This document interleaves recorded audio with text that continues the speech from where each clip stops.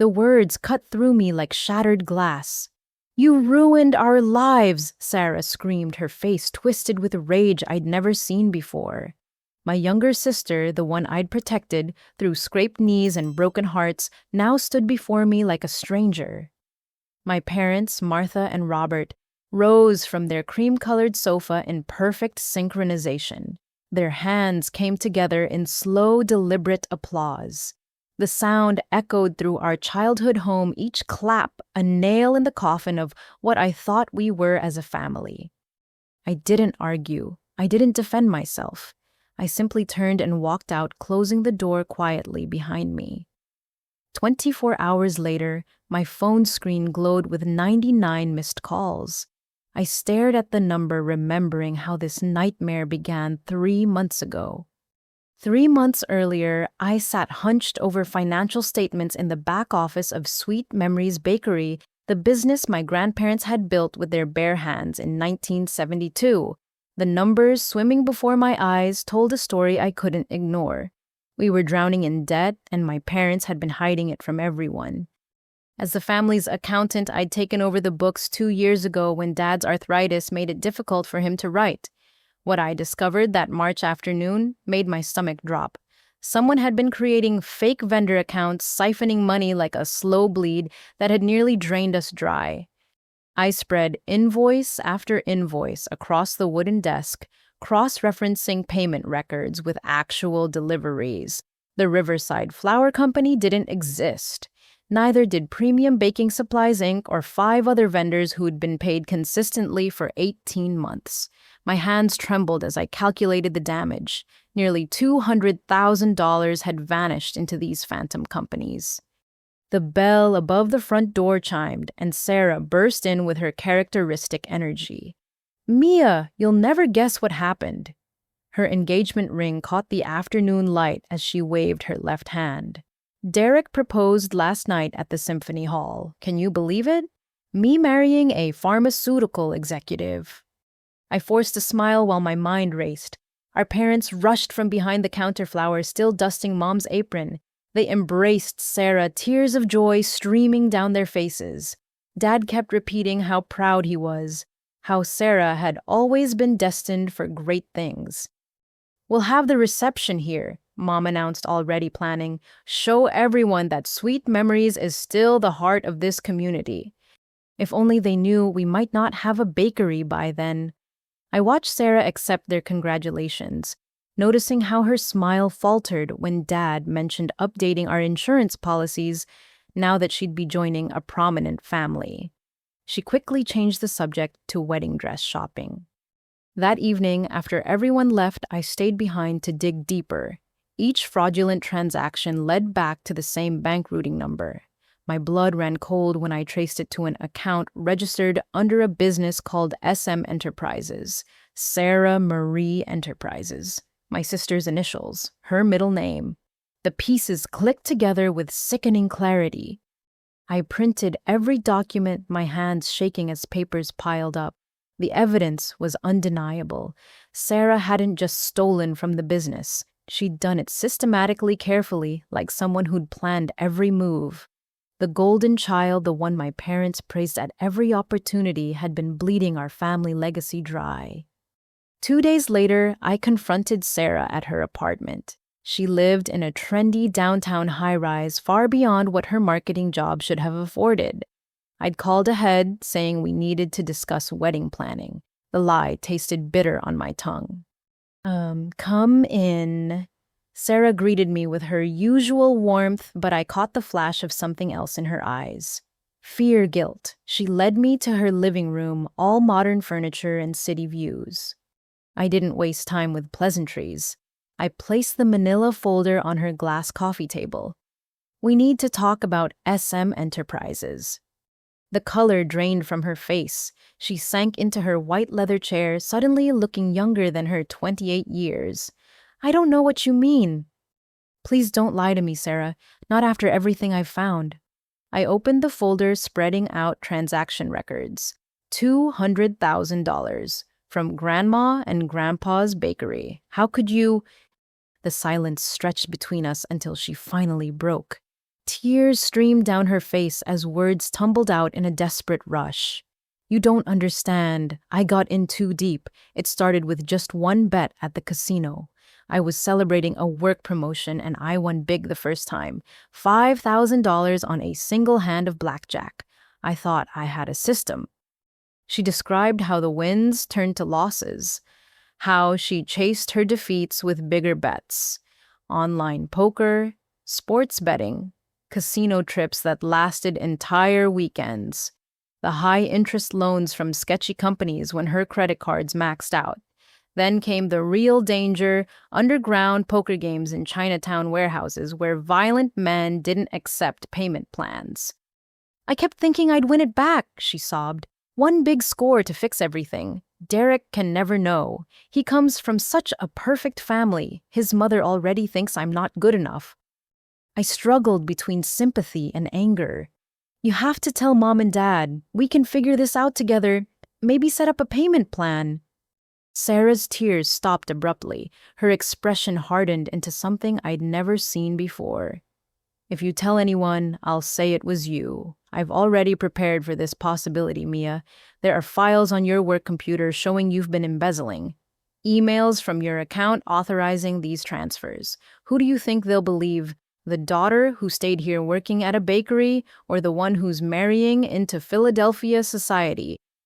My blood turned to ice. You're threatening me, your own sister. She stood crossing to her window. I'm protecting myself. You have no idea what these people will do to me if I don't pay. Last week, they left a dead cat on my doorstep. The week before, they slashed my tires. If Derek finds out if Mom and Dad know, I lose everything. My way out, my future, my life. So you destroy mine instead. You'll be fine. You always are. Perfect Mia who never makes mistakes, who never disappoints anyone. Take the blame and I'll pay everything back after I marry Derek. His trust fund alone could cover it 10 times over. I left her apartment feeling like I'd never known my sister at all. The Sarah who'd crawled into my bed during thunderstorms, who'd trusted me with her first heartbreak, had become someone capable of framing me for her crimes. The evidence she'd planted would be convincing. She'd had months to prepare while I'd been blind to her deception. That night, I lay awake planning my next move. If she wanted to play dirty, I'd have to be smarter. I started by documenting everything, creating backups of all my findings. Then, I did something that went against every protective instinct I'd ever had for my sister. I researched Derek's background and found his personal email. The anonymous tip I sent was brief, but effective. I mentioned suspicious credit cards in his name he might want to investigate. If Sarah thought she could use him as her personal ATM, he deserved a warning. I didn't sign it, didn't elaborate. Just planted a seed of doubt. The Riverside Country Club sparkled with fairy lights and fresh flowers for Sarah and Derek's engagement party. 200 of Philadelphia's elite mingled on the terrace champagne flutes, catching the setting sun. I stood near the dessert table watching my sister play the perfect bride-to-be. Derek approached me during cocktail hour, his expression thoughtful. Mia, Sarah tells me you handle the bakery's finances. I've been thinking about investing after we're married. It would mean a lot to Sarah to keep her family's business thriving. My throat tightened. So this was her plan. Use his money to cover her theft and he'd never know the difference. That's generous of you, Derek. Have you looked at our financial statements? Not yet, but I trust family businesses. They're the backbone of communities. He smiled warmly, this good man my sister was deceiving. Sarah speaks so highly of your financial acumen. She says you could run any Fortune 500 company if you wanted. Before I could respond, Sarah appeared at his elbow, her grip on his arm just a bit too tight. Darling, the Weatherbys want to meet you. Mia, Mom needs you in the kitchen. Her eyes held a clear warning. I excused myself, but Mom wasn't in the kitchen. I found her instead coaching Dad through his father of the bride speech, both of them glowing with pride. They'd aged in recent years, but tonight they looked younger, rejuvenated by their daughter's success. Mia, there you are, Mom beamed. We need you to give a toast after your father. Something about growing up together, sisterly bonds. You always had such a way with words. The irony nearly choked me. An hour later, I stood before the crowd with a microphone, my prepared remarks feeling like ash in my mouth. I spoke about childhood memories, carefully chosen ones that painted Sarah in the warm light everyone expected. I was midway through a story about her first day of kindergarten when a phone rang. Not just any ringtone, but Derek's distinctive classical melody, loud enough to carry across the terrace. He fumbled for his pocket, apologizing, but the caller ID was already visible on the large screen behind me, where the slideshow of couple photos had been playing. Priority collection services flashed in bold letters. Derek tried to silence it, but the damage was done. Sarah's perfectly composed face cracked for just a moment. He stepped away to take the call, and I watched my sister's world begin to crumble. The credit cards I'd warned him about had finally surfaced. I finished my toast to scattered applause. The atmosphere noticeably shifted. Sarah cornered me behind the gift table moments later. "What did you do?" she hissed. "Well, I didn't do anything, I replied honestly. The credit cards in Derek's name were her doing, not mine. I'd simply suggested he might want to look into his financial statements." Derek returned, his face storm-clouded. He whispered urgently to Sarah, who responded with rapid explanations I couldn't hear. Their body language spoke volumes. Him stepping back, her reaching forward. Him shaking his head, her gestures becoming more frantic. Mom noticed the tension and tried to intervene, but Derek was already making excuses about an urgent work matter. Sarah followed him to the parking lot, her designer heels clicking desperately on the pavement. Through the floor-to-ceiling windows, we all watched their animated discussion beside his Mercedes. "What's happening?" Dad asked, confusion replacing his earlier joy. Before I could answer, Sarah burst back through the doors. Her perfectly styled hair was disheveled, her mascara slightly smudged. She raised her voice so everyone could hear. "There's been a misunderstanding about some financial matters. Someone has been stealing from our family business, and they've tried to frame me for it." My stomach dropped as she pointed directly at me. "My sister Mia has been embezzling from our bakery. I discovered it weeks ago but wanted to handle it quietly as a family. But now she's trying to sabotage my engagement out of jealousy." The room erupted in whispers. Mom gasped. Dad's face went pale, and I stood frozen as 200 people turned to stare at me like I was a criminal. Sarah had played her hand exactly as she'd threatened, and from the shock on our parents' faces, they believed every word. The party dissolved into chaos. Derek returned demanding answers. Sarah produced her phone, showing him fabricated emails and doctored documents. She'd prepared well each piece of evidence, more damning than the last. Transaction authorizations with my digital signature. Emails from my account to the fake vendors. Even a confession letter she claimed I'd written but never sent. "This is why I didn't want to tell you," Sarah cried, clinging to Derek's arm. "I was trying to protect my family, to handle it privately, but Mia must have found out I knew and decided to strike first with those credit cards. She's trying to deflect blame." Our parents stood between us like referees in a boxing match they didn't understand. Mom's face cycled through disbelief, hurt, and anger. Dad seemed to age 10 years in 10 minutes. The guests pretended not to watch while obviously absorbing every word for tomorrow's gossip mill. "Oh, show them your proof, Mia," Dad said quietly. "If Sarah's wrong, show us." I reached for my phone to pull up the real evidence, the trail leading to SM Enterprises. Sarah moved faster than I'd ever seen her move, stumbling in her heels as if pushed by the crowd. Her champagne glass tumbled from her hand, drenching my phone in Dom Perignon. "Oh, I'm so sorry," she gasped, but her eyes held triumph. The device flickered and died, taking my carefully documented proof with it. I had backups, but not here. Not now when it mattered. The crowd's judgment pressed against me like a physical weight. Even Derek looked at me with suspicion. Now Sarah's performance convincing in its desperation. I think you should leave, Mom said, her voice barely above a whisper. The words hit harder than any scream could have. Dad wouldn't even look at me. I walked through the crowd with my head high, feeling their stares like needles. Whispers followed my path to the door. Always thought she was too good for everyone. Jealous of her sister's success. Poor Sarah, how awful.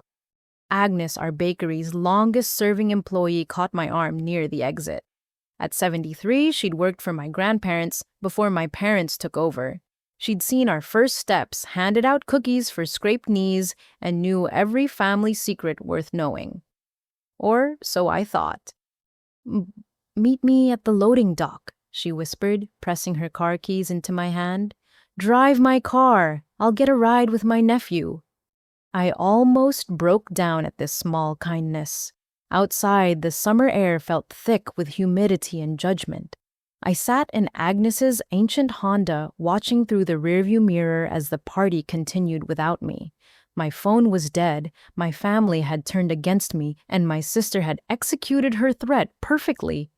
Agnes appeared 30 minutes later, sliding into the passenger seat with surprising agility. I've been at that bakery for 47 years, she began without preamble. I've seen every delivery, every vendor, every invoice that passes through. You think I didn't notice when new suppliers appeared overnight, when expensive equipment went missing supposedly for repairs that never happened? My hands gripped the steering wheel. You knew. I've been documenting everything for months. Photos, videos, recordings. Your sister's not as clever as she thinks. She does her scheming during my shifts, thinking I'm just a senile old woman who won't notice. But I notice everything, including the security camera she doesn't know about, the one my nephew installed in the back office after the last break-in. Hope bloomed in my chest for the first time in hours. You have footage of her accessing my computer. Agnes smiled, the wrinkles around her eyes deepening. I have footage of her creating those fake documents, transferring money, even practicing her victim act in the bathroom mirror. That girl's been playing everyone, but she forgot about the invisible woman who's been making donuts since before she was born. Why didn't you say anything sooner? It wasn't my place. Hoped she'd come clean on her own, or that you'd catch her and handle it as a family. But after tonight's performance, seems like she's chosen her path. Question is, what are you gonna do about it? I started the car, my mind racing with possibilities. First, I need to save those files before she realizes they exist. Then figure out who's actually threatening her. Those underground poker games she mentioned weren't lies. Someone dangerous wants their money. Oh, one more thing, Agnes added as I pulled onto the highway. That Derek fellow had a man following you last week. Professional-looking type in a gray sedan. Saw him taking pictures outside your apartment. The pieces shifted in my mind. Derek was already suspicious, already investigating. Maybe my anonymous tip had simply accelerated his existing doubts. Either way, my sister had enemies on multiple fronts, and she'd just made me one of them. As I drove through the dark streets toward home, I realized this was far from over. Sarah had won this battle, but she'd revealed her tactics in the process. The war for our family's truth had just begun. The next morning brought clarity with the sunrise. I sat in my apartment, Agnes's evidence spread across my dining table like pieces of a complex puzzle. The security footage was damning. Frame by frame, it showed Sarah accessing my computer after hours, her fingers flying across the keyboard as she created the false evidence. In one particularly clear shot, she looked directly at the camera she didn't know existed, her expression cold and calculating. Agnes had been thorough. Photos of Sarah meeting with rough-looking men behind the bakery. Receipts she'd pulled from the trash showing casino charges. Even audio recordings of phone calls Sarah had made from the office phone thinking she was alone. In one, she promised someone named Marcus that she'd have $50,000 by month's end. The wedding will solve everything, Sarah's recorded voice insisted. His family has more money than God. They'll never miss it. I backed up everything to 3 different cloud services and a physical drive I'd hide at Agnes's house. Then I noticed something that made my blood run cold. Our grandmother's prize mixers, the ones she'd brought from Italy in 1958, were listed on an online auction site. The seller's username was SMBakes95. Sarah Marie, born in 95. I drove to the bakery, finding it closed on what should have been a busy Sunday morning. A handwritten sign in Mom's shaky script read, "Family Emergency." Through the window, I could see the empty spaces where equipment should have been. The massive Hobart mixer gone, the vintage dough sheeter missing. She'd been selling off our heritage piece by piece. Movement in my peripheral vision caught my attention. A gray sedan idled across the street, the same one Agnes had described. The driver made no attempt to hide, even lifting his camera to photograph me standing there. Derek's investigator, presumably. I walked directly to his car, knocking on the passenger window. He lowered it with a raised eyebrow. "You're investigating Sarah," I stated rather than asked. "I'm investigating financial irregularities that could affect my client's future," he replied professionally. "James Morrison, private investigator. You're the sister." "The one being framed for embezzlement?" "Yes." He studied me for a long moment. Interesting choice of words. Most guilty people claim innocence. Few specify they're being framed. He handed me a business card. "If you have information that could help my client make an informed decision about his engagement, I'm listening." I made a calculated decision. "Meet me at the coffee shop on 5th Street in an hour. Bring your laptop." The hour gave me time to organize my evidence and steel my nerves. James arrived precisely on time, his appearance screaming former law enforcement. We sat in a corner booth and I laid out everything. The fake vendors, the gambling debts, the planted evidence against me, Agnes's recordings and footage. His expression grew more grave with each revelation. "This is extensive. Your sisters created quite the web." He pulled out a tablet showing me his own findings. The credit cards in Mr. Derek's name were just the beginning. She's taken out loans using his information, open investment accounts, even tried to add herself to his family trust documents. "How long has Derek suspected?" 3 weeks. His accountant noticed unusual inquiries on his credit report. "We've been building a case quietly, but last night's drama at the party accelerated our timeline." He paused, choosing his words carefully. "Your parents truly believe her accusations against you. They've always seen what they wanted to see with Sarah." The admission hurt. She was the miracle baby after years of trying. I was already 4 when she arrived, old enough to remember how the family dynamic shifted. Everything became about protecting Sarah, celebrating Sarah, ensuring Sarah had every opportunity. James nodded, typing notes. "Pattern behavior in fraud cases. The favored child learns they can manipulate that position." His phone buzzed. "Excuse me?" His expression darkened as he read. "We have a problem. One of the creditors your sister owes has escalated. They've made contact with your parents at the bakery." My heart stopped. "What kind of contact?" "The threatening kind. My associate is monitoring the situation. 3 men, Eastern European accents, asking for Sarah. Your parents told them she's at her apartment." I was already standing, throwing money on the table.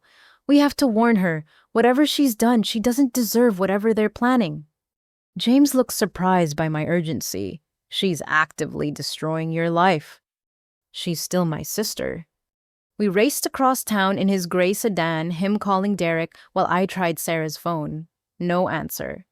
The 20-minute drive felt like hours. My mind conjured horrible scenarios, each worse than the last.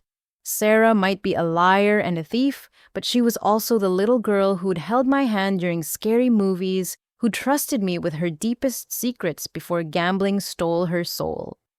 Her building's security desk was abandoned, the guard nowhere in sight. James drew a concealed weapon, suddenly all business. "Stay behind me." The elevator ride to the 15th floor was silent, except for my thundering heartbeat. Sarah's door stood ajar, the wood frame splintered around the lock. James entered first, checking corners like the cop he'd clearly been. I followed despite his protests, gasping at the destruction inside. The apartment looked like a tornado had struck. Furniture overturned glass, shattered papers everywhere. But no blood, no body. Sarah's purse sat on the kitchen counter, her phone beside it. Missed calls filled the screen, mostly from our parents and Derek. They tossed the place looking for something, James observed. Money, probably, or collateral. He picked up a photo from the floor, its frame cracked. Sarah and me at her college graduation, both of us laughing. Your sister's either very lucky or very smart to not be here. A sound from the bedroom made us both freeze. James raised his weapon, motioning me back. The closet door burst open, and Sarah tumbled out, mascara streaking her face, designer dress torn. She saw James's gun and screamed. "It's okay," I said quickly, stepping around him. "We're here to help." "Oh, Mia," she blinked in confusion. Why would you?" Then she saw the destroyed apartment behind us and broke down completely. They came for their money. 50,000 by tonight, or they'll burn down the bakery with everyone inside. James lowered his weapon but kept it ready.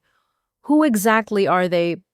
Marcus Volkov's crew," she whispered. "I thought I could win it back. I was so close at last week's game, but they were cheating.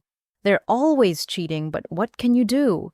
You can't call the police on illegal poker games." "Noobs, actually," James said, pulling out his phone again. "That's exactly what you can do when they're connected to larger organized crime operations." He stepped away to make calls, leaving us alone. Sarah looked at me with eyes that finally showed real fear, not manipulation. "I'm sorry. I'm so sorry. I didn't mean for it to get this bad. It started small, just a few hundred here and there. Then I lost my job 3 months ago and couldn't tell anyone. Derek's family already thinks I'm beneath them. Mom and Dad see me as their success story. I couldn't disappoint them." "So you decided to frame me instead." I panicked. The evidence was supposed to be insurance, something I'd never use. But when you confronted me, I felt cornered, like a trapped animal. She grabbed my hands, hers ice cold. "The things I said threatening you, it wasn't me. It was the fear talking." I wanted to believe her, to see my real sister beneath the lies. But too much damage had been done.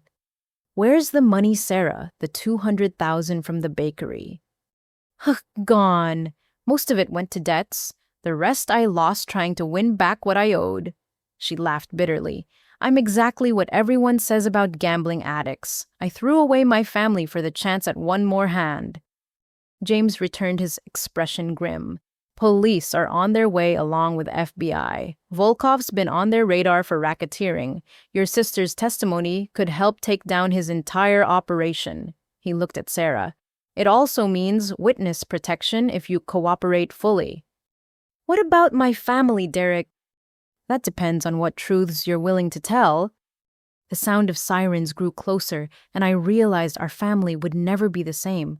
The golden child had tarnished beyond recognition, and I was still the scapegoat in our parents' eyes.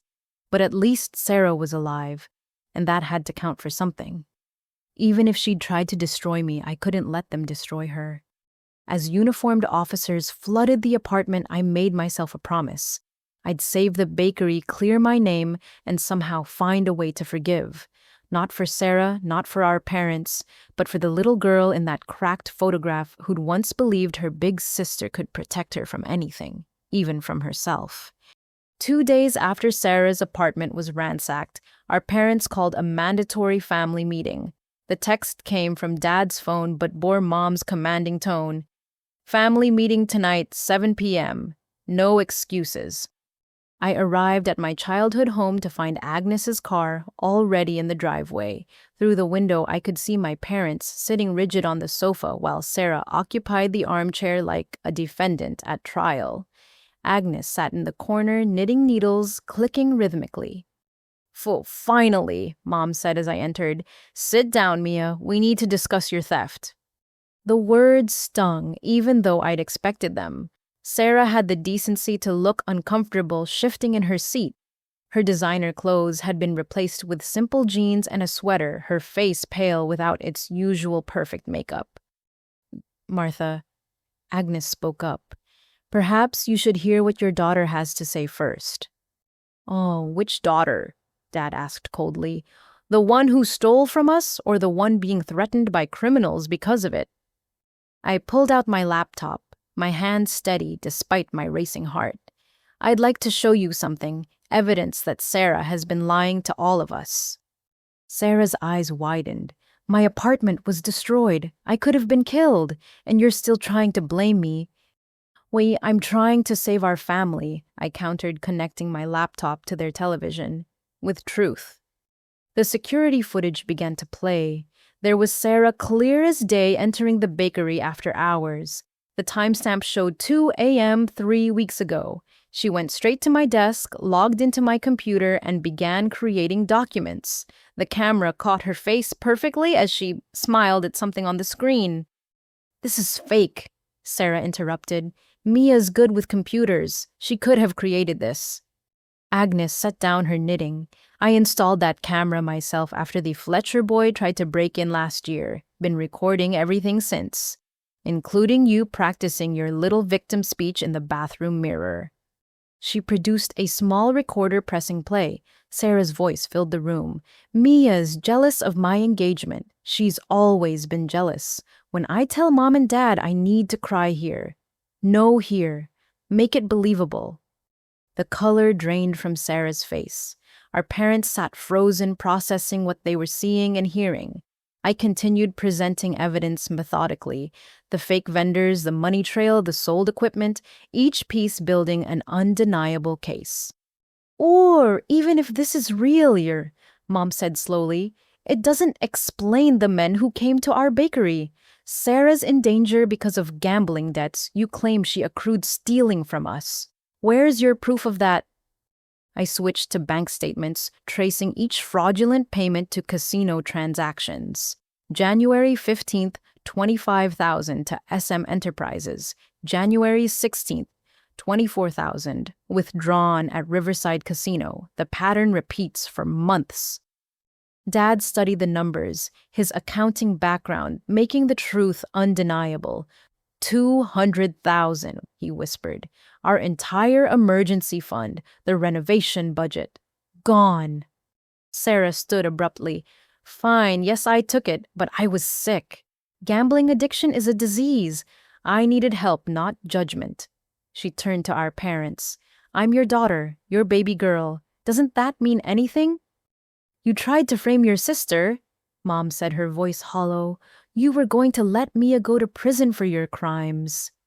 Oh, I was desperate those men would have killed me. They still might. Sarah's tears seemed genuine now. I made mistakes, but Mia's the one who involved Derek's investigator. She's the one who brought the FBI into this. Our family problems are now public record because she couldn't just help me quietly. I felt the familiar twist of manipulation.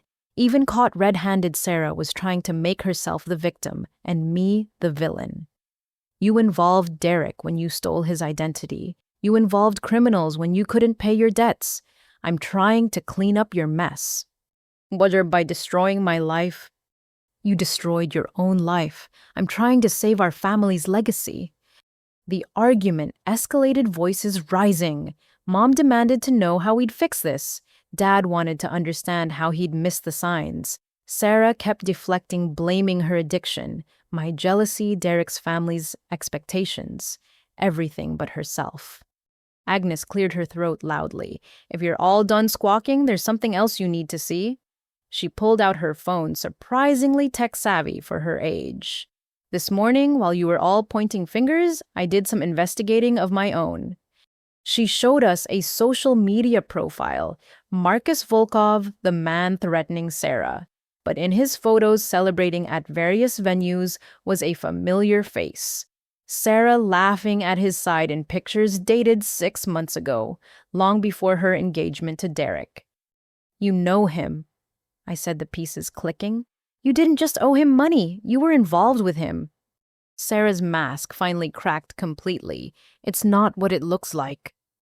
It looks like you've been lying about everything, Dad said, his disappointment palpable. Who are you? I'm your daughter, Sarah cried. I made mistakes, but I'm still your daughter. Mom stood slowly crossing to where Sarah sat. For a moment, I thought she might embrace her. Instead, she picked up Sarah's purse from the side table and upended it. Casino chips scattered across the floor along with betting slips dated from that morning. You went back, Mom said quietly. After everything, after nearly being killed, you went back to gamble. I can win it back, so, Sarah whispered. I know I can. I just need a stake. Maybe if we mortgage the bakery. Get out! Dad's voice was firm.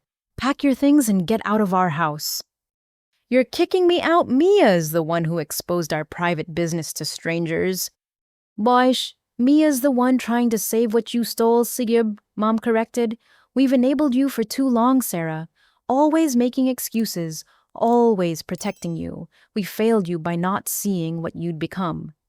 Sarah grabbed her scattered belongings, shoving them back into her purse. When I'm dead in an alley, remember this moment. Remember that you chose the bakery over your daughter. No, I said, standing to block her exit. We're choosing truth over lies. There's help available. Rehab programs, therapy, witness protection if you testify against Volkov. But you have to want to change. She looked at me with eyes that held no recognition. I should have destroyed you when I had the chance. Then louder, ensuring our parents heard, This is all your fault, Mia, all of it. She stormed out, slamming the door. Through the window, we watched her drive away in the car Derek had given her, probably worth more than our house. The silence she left behind felt heavier than any argument. I'm sorry, I said to my parents. I know you didn't want to believe it. Mom sank back onto the sofa.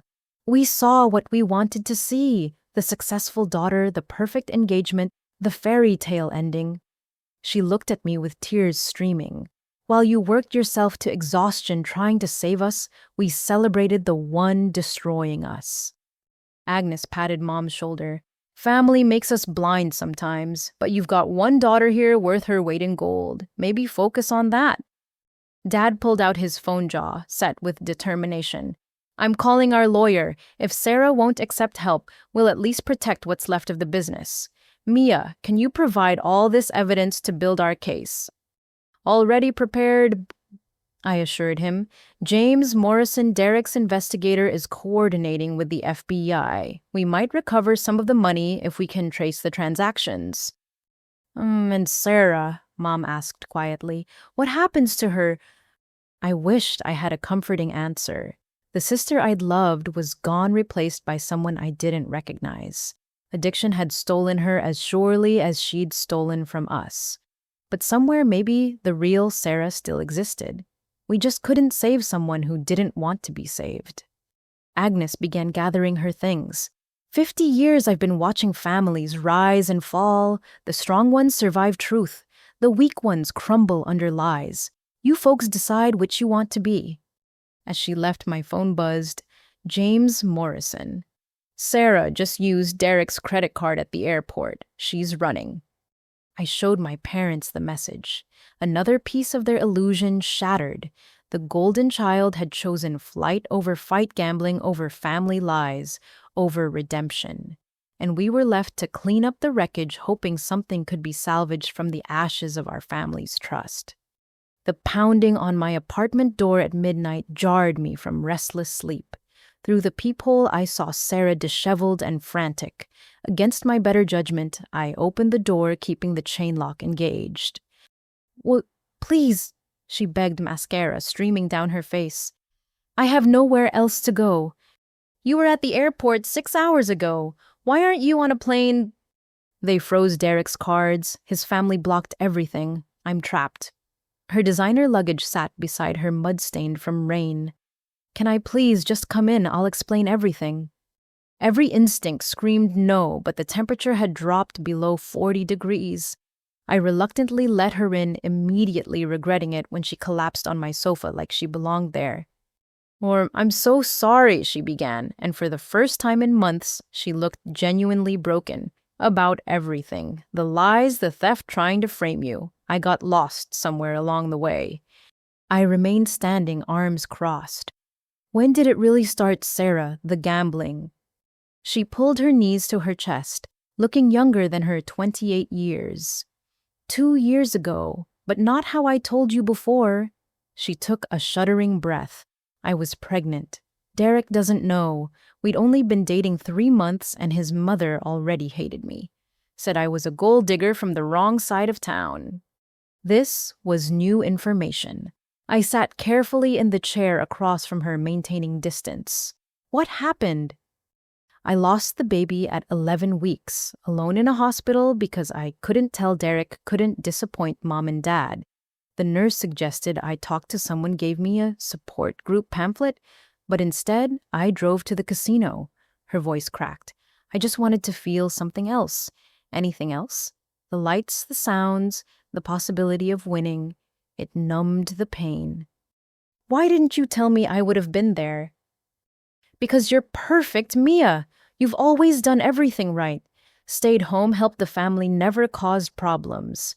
How could I tell you I'd gotten pregnant by a man I barely knew, that I was exactly what his mother said I was? I'm not perfect. I'm just quieter about my mistakes. She laughed bitterly. Name one thing you've done wrong that compares to stealing $200,000 from our grandparents' legacy. I couldn't, and we both knew it. So you gambled to forget, and it spiraled. Within 6 months, I'd maxed out my credit cards. The rush of almost winning became more addictive than any drug. I started taking cash advances, then payday loans. When those ran out, I looked at the bakery's books. She met my eyes. It was supposed to be a loan, just $5,000 to get me through a rough patch. I had a system, a strategy. I'd win it back and return it with interest. But you didn't win. I won just enough to keep believing I could. The house always does that, doesn't it? Lets you taste victory, so you'll chase it forever. She pulled out her phone, showing me an app. See this, it tracks how much I've gambled. $287,000 in 2 years. My entire life savings, the bakery's money loans, in Derek's name. Gone. Oh, show that to mom and dad. Get help, Sarah. Real help. Her expression suddenly shifted, the vulnerability replaced by something harder. I tried getting help. Do you know what Derek's family suggested when I hinted at having a problem? They offered to pay for a spa weekend. A spa weekend, Mia, like a massage would cure addiction. She stood pacing my small living room. Then, you started digging into the books. I panicked. If you exposed me, I'd lose Derek, the only chance I had at a life beyond this mess. So yes, I prepared to frame you.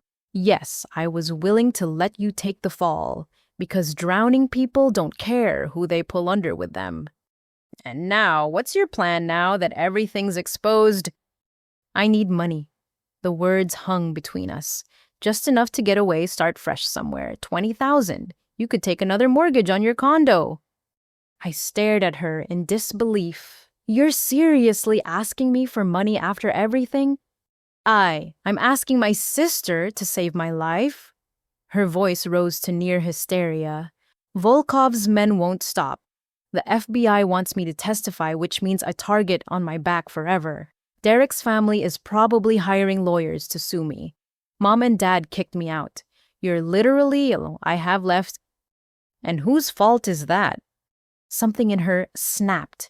She grabbed the lamp from my side table, smashing it against the wall. Don't you dare judge me. You've never lost anything that mattered. Never felt so empty that risking everything seemed reasonable. Never had someone look at you like you're worthless. I'm feeling it right now, I said quietly, backing toward my phone. My sister is destroying my apartment after I tried to help her. She advanced on me, grabbing a kitchen knife from the counter. Not threatening, but using it to slash my sofa cushions, sending stuffing everywhere. Help me, you destroyed me. Sending Derek that tip, bringing in investigators, turning our parents against me. Sarah put the knife down. Oh, or what you'll call the police add to my humiliation. She turned the blade on herself, pressing it against her forearm. Maybe everyone would be happier if I just ended it. The family embarrassment gone forever. Don't. I reached for her, but she danced away, laughing maniacally. Now you care. Now you want to save me. She pressed harder, a thin line of red appearing. This is what you wanted, isn't it? Sarah gone Mia, the only daughter, the good one who saved the bakery. My neighbor banged on the wall and I heard him shout about calling the police. Sarah heard it too, her face cycling through emotions like a slot machine. Finally, she dropped the knife, collapsing among the destroyed cushions. I filed a report, she whispered. Earlier today, told them you attacked me when I came to apologize. Showed them bruises I gave myself. They'll be here soon, and who will they believe? The stable businessman's fiancé or the disgraced embezzler's sister?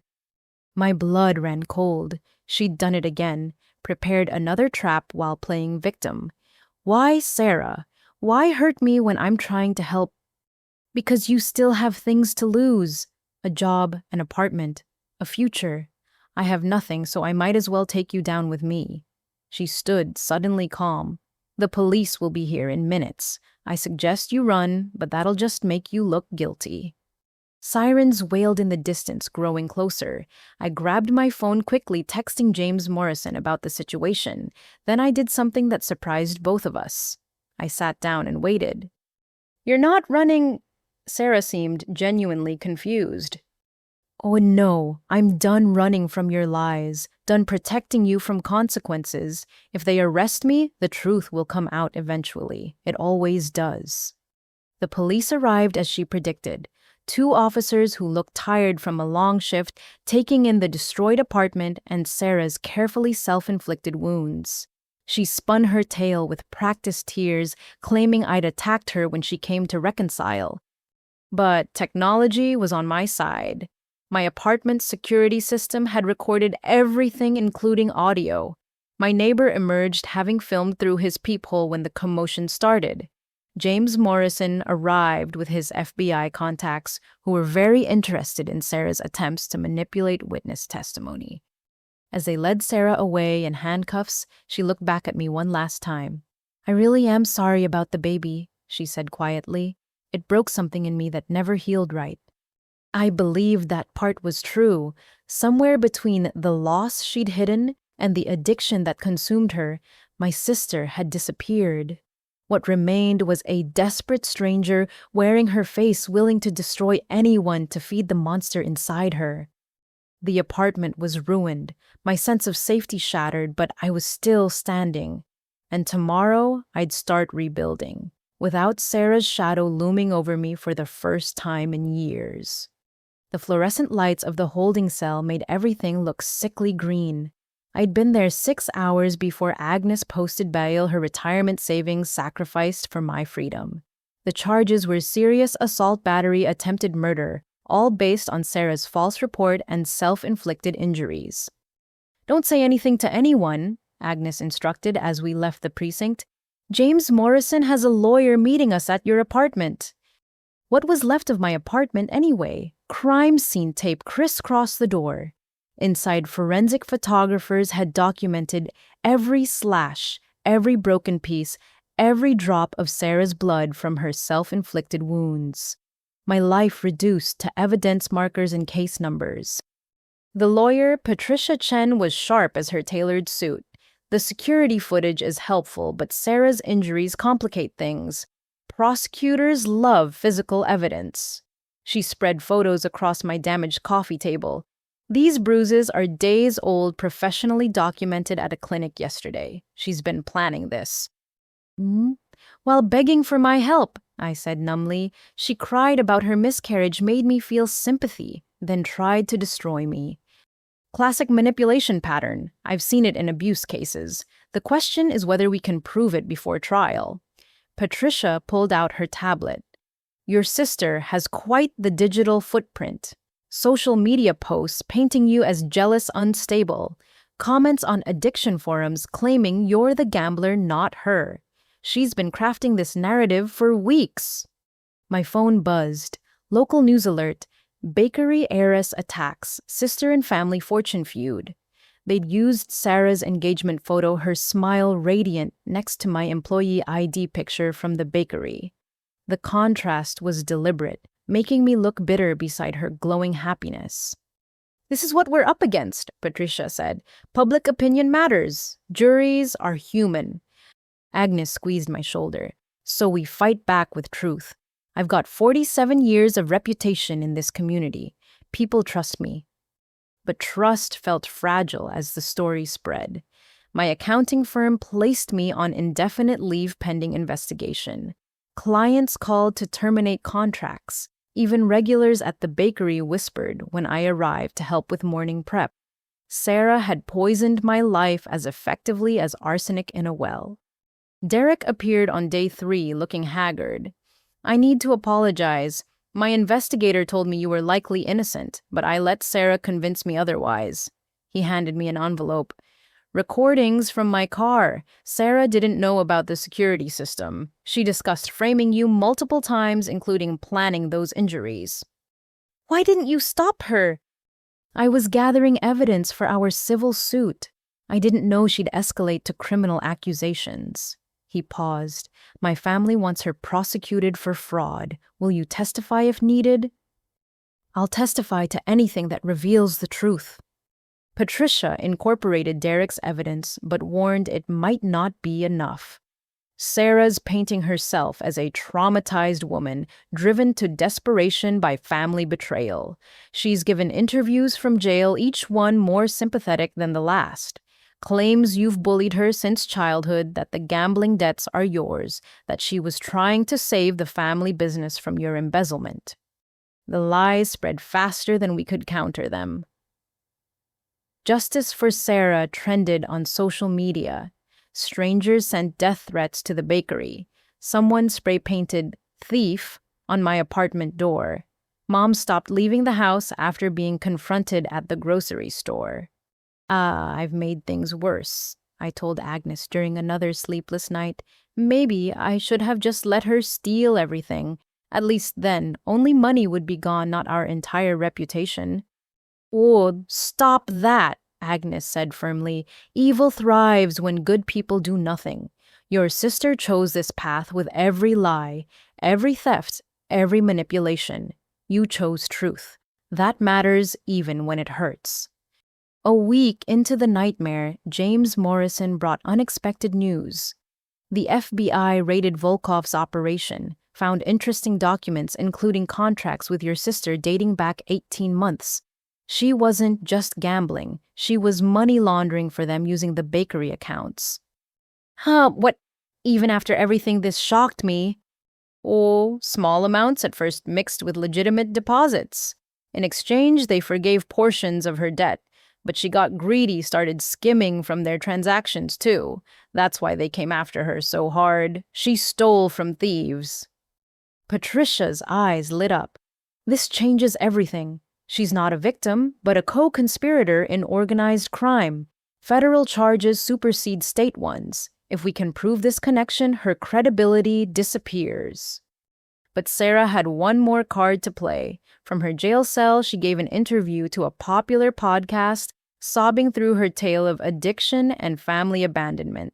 She claimed the miscarriage story, saying, "I'd forced her to get an abortion to protect the family reputation." Lies wrapped in just enough truth to sound believable. The podcast went viral. 2 million downloads in 3 days. Comment sections filled with hatred toward me, sympathy for Sarah.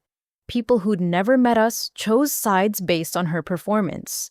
Even knowing the truth, I felt the weight of public condemnation. Patricia worked tirelessly, building our defense while fighting media battles. Agnes rallied longtime customers to speak out about our family's character. Mom and Dad, finally understanding Sarah's true nature, gave their own interviews refuting her claims. But damage done is hard to undo. The bakery's sales dropped 60%. Vandals broke our windows twice.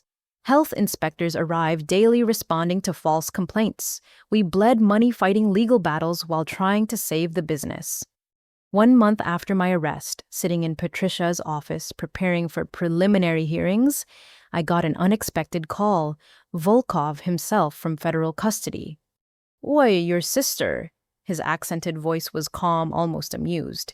She owes me more than money. She owes me reputation. In my world, stealing from partners has consequences. Are you threatening her? Threatening? Number informing. She thinks these legal troubles are bad. Wait until my associates finish investigating her other activities. The gambling debts were nothing. What she did with our operations? That's unforgivable. He hung up, leaving me with more questions and a growing fear that Sarah had entangled herself in something darker than we'd imagined. The girl who'd once been afraid of thunderstorms had become someone who laundered money for criminals and destroyed her family for profit. Patricia found me staring at the phone.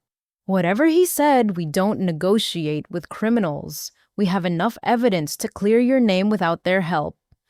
But I wondered if clearing my name would be enough. The bakery teetered on bankruptcy. My parents' health suffered from stress. Our family name was mud in the community we'd served for 50 years. Even if I won legally, what would be left to save? That night, unable to sleep again, I stood in the bakery's kitchen. The ancient ovens still worked muscle memory, guiding my hands through familiar recipes. As bread rose in the darkness, I made a decision. Sarah had taken almost everything, but she wouldn't take this. Our family's legacy would survive even if I had to rebuild it one loaf at a time. The sun rose on day 32 of my legal nightmare. Trial loomed. Sarah remained in custody, her bail revoked after violating terms. The community watched, waiting to see who they should believe. And I kept baking, finding sanity in flour and yeast hope, in the promise that truth, like good bread, always rises. The morning started like any other in our new routine of crisis. I was preparing sourdough starters at 4 a.m. when Dad burst through the bakery's back door, his face white with terror. "They're here," he gasped. 3 men, foreign accents, demanding to speak with Sarah.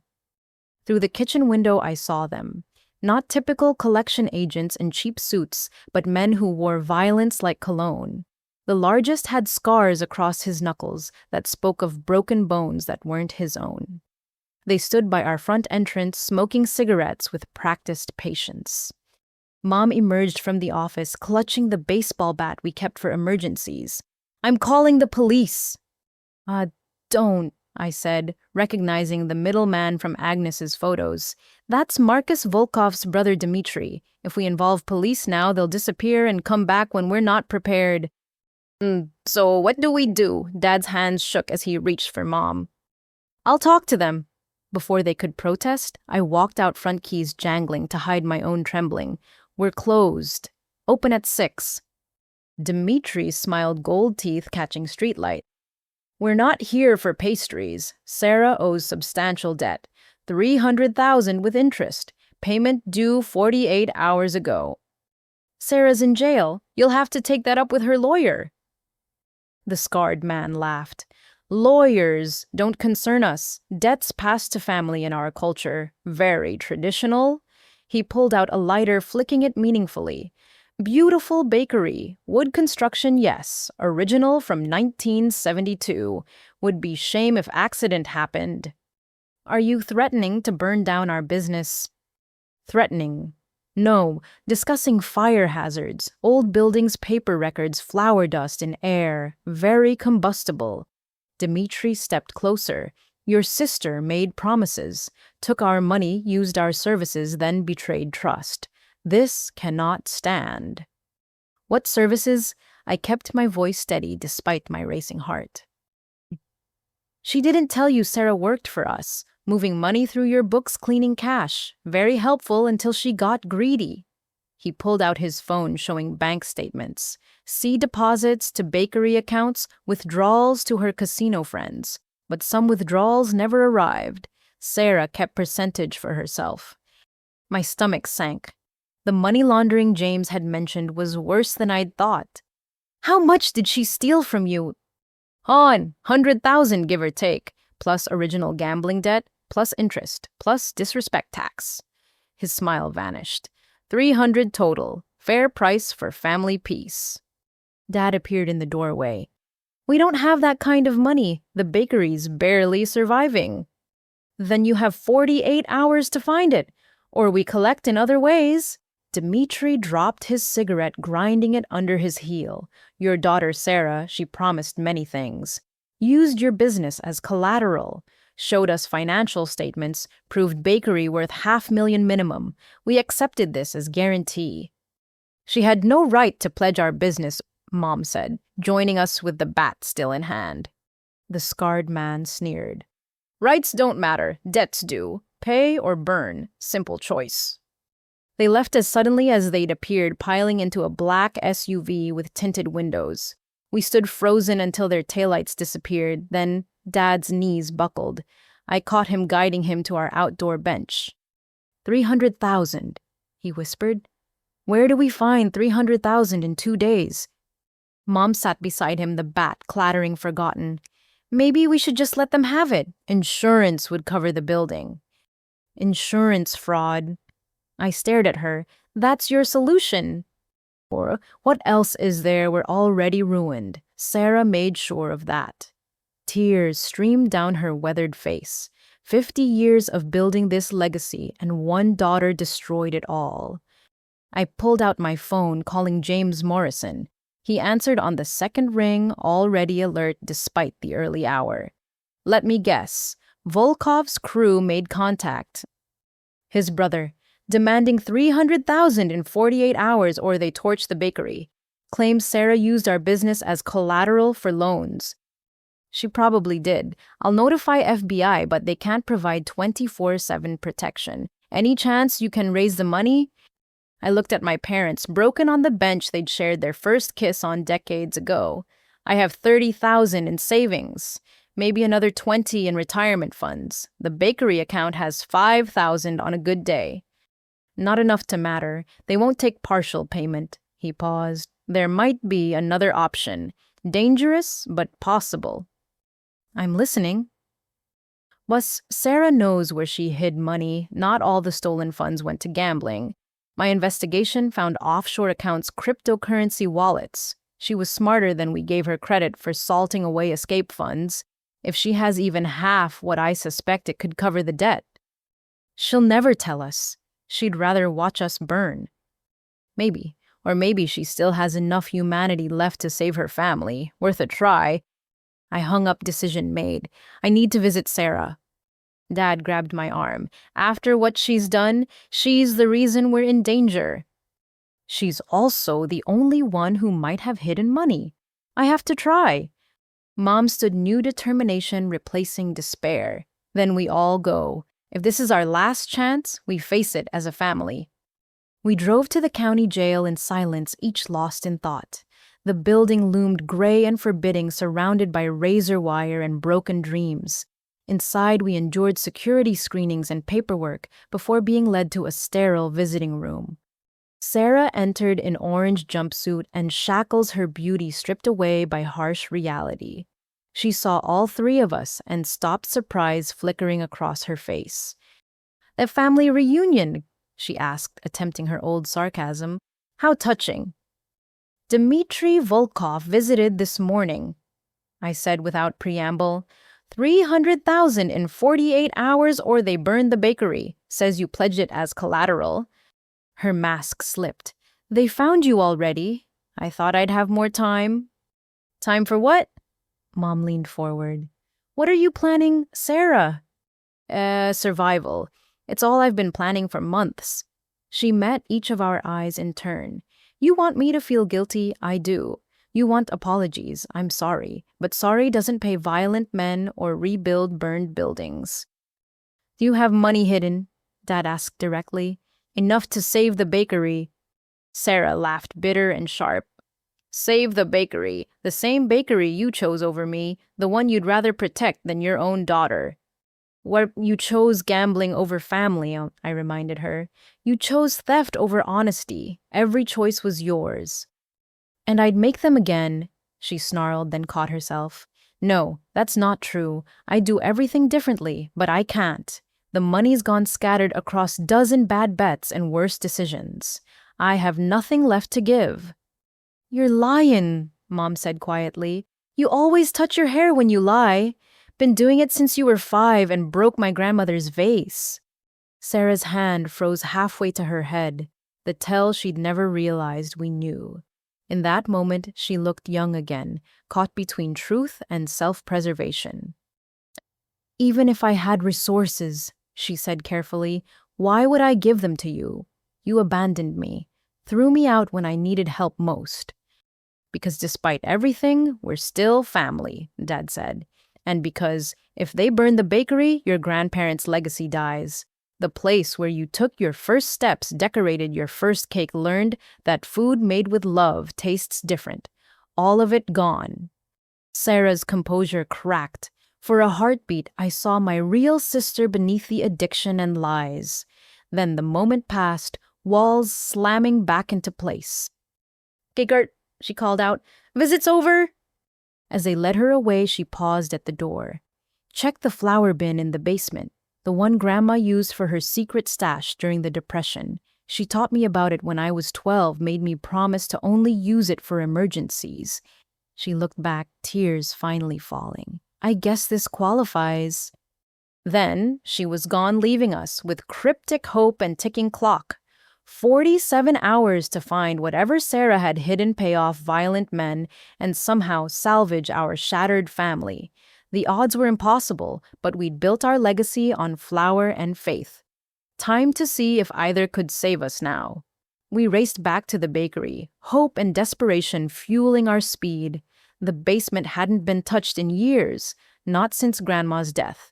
Dust motes danced in flashlight beams as we descended wooden stairs that groaned under our weight. "And there," Mom whispered, pointing to the corner where ancient flour bins stood like sentinels. The largest bore Grandma's initials, carved when the bakery was young and full of promise. Dad pried open the lid, releasing the scent of decades-old grain. We dug through layers of calcified flour until my fingers hit something solid. A waterproof case, military grade. Inside, wrapped in plastic, were bundles of cash and a leather journal. "Oh, Mother of God," Dad breathed, counting. "There's at least 150,000 here."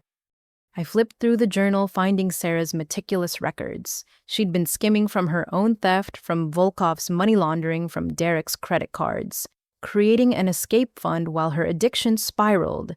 The last entry was dated a week before everything exploded. "If you're reading this, I'm either dead or in jail. Use it to pay them off. I'm sorry." "It's not enough," Mom said. "We're still 150 short?" I stared at the cash, my mind racing. Sarah had given us half a chance, but mathematics didn't care about partial payments. Then clarity struck like lightning. "I'll cover the rest." "Mia, no." Dad grabbed my shoulders. "You can't sacrifice your future for her mistakes." "I'm sacrificing it for our legacy." I pulled out my phone, starting the process of liquidating everything. Savings, retirement, the equity in my condo. I can raise another 170,000 by tomorrow. "That's everything you have," Mom protested. "You'll be starting over at 32 with nothing." "I'll have the bakery. I'll have my family. That's not nothing." Agnes appeared at the top of the stairs, having let herself in with her key. "Heard you found something. Also heard you're being foolish with your money." "Agnes, not now." "Hush, child. I've got 40,000 in my mattress. Don't trust banks since the crash of 87. That brings you closer." She descended carefully.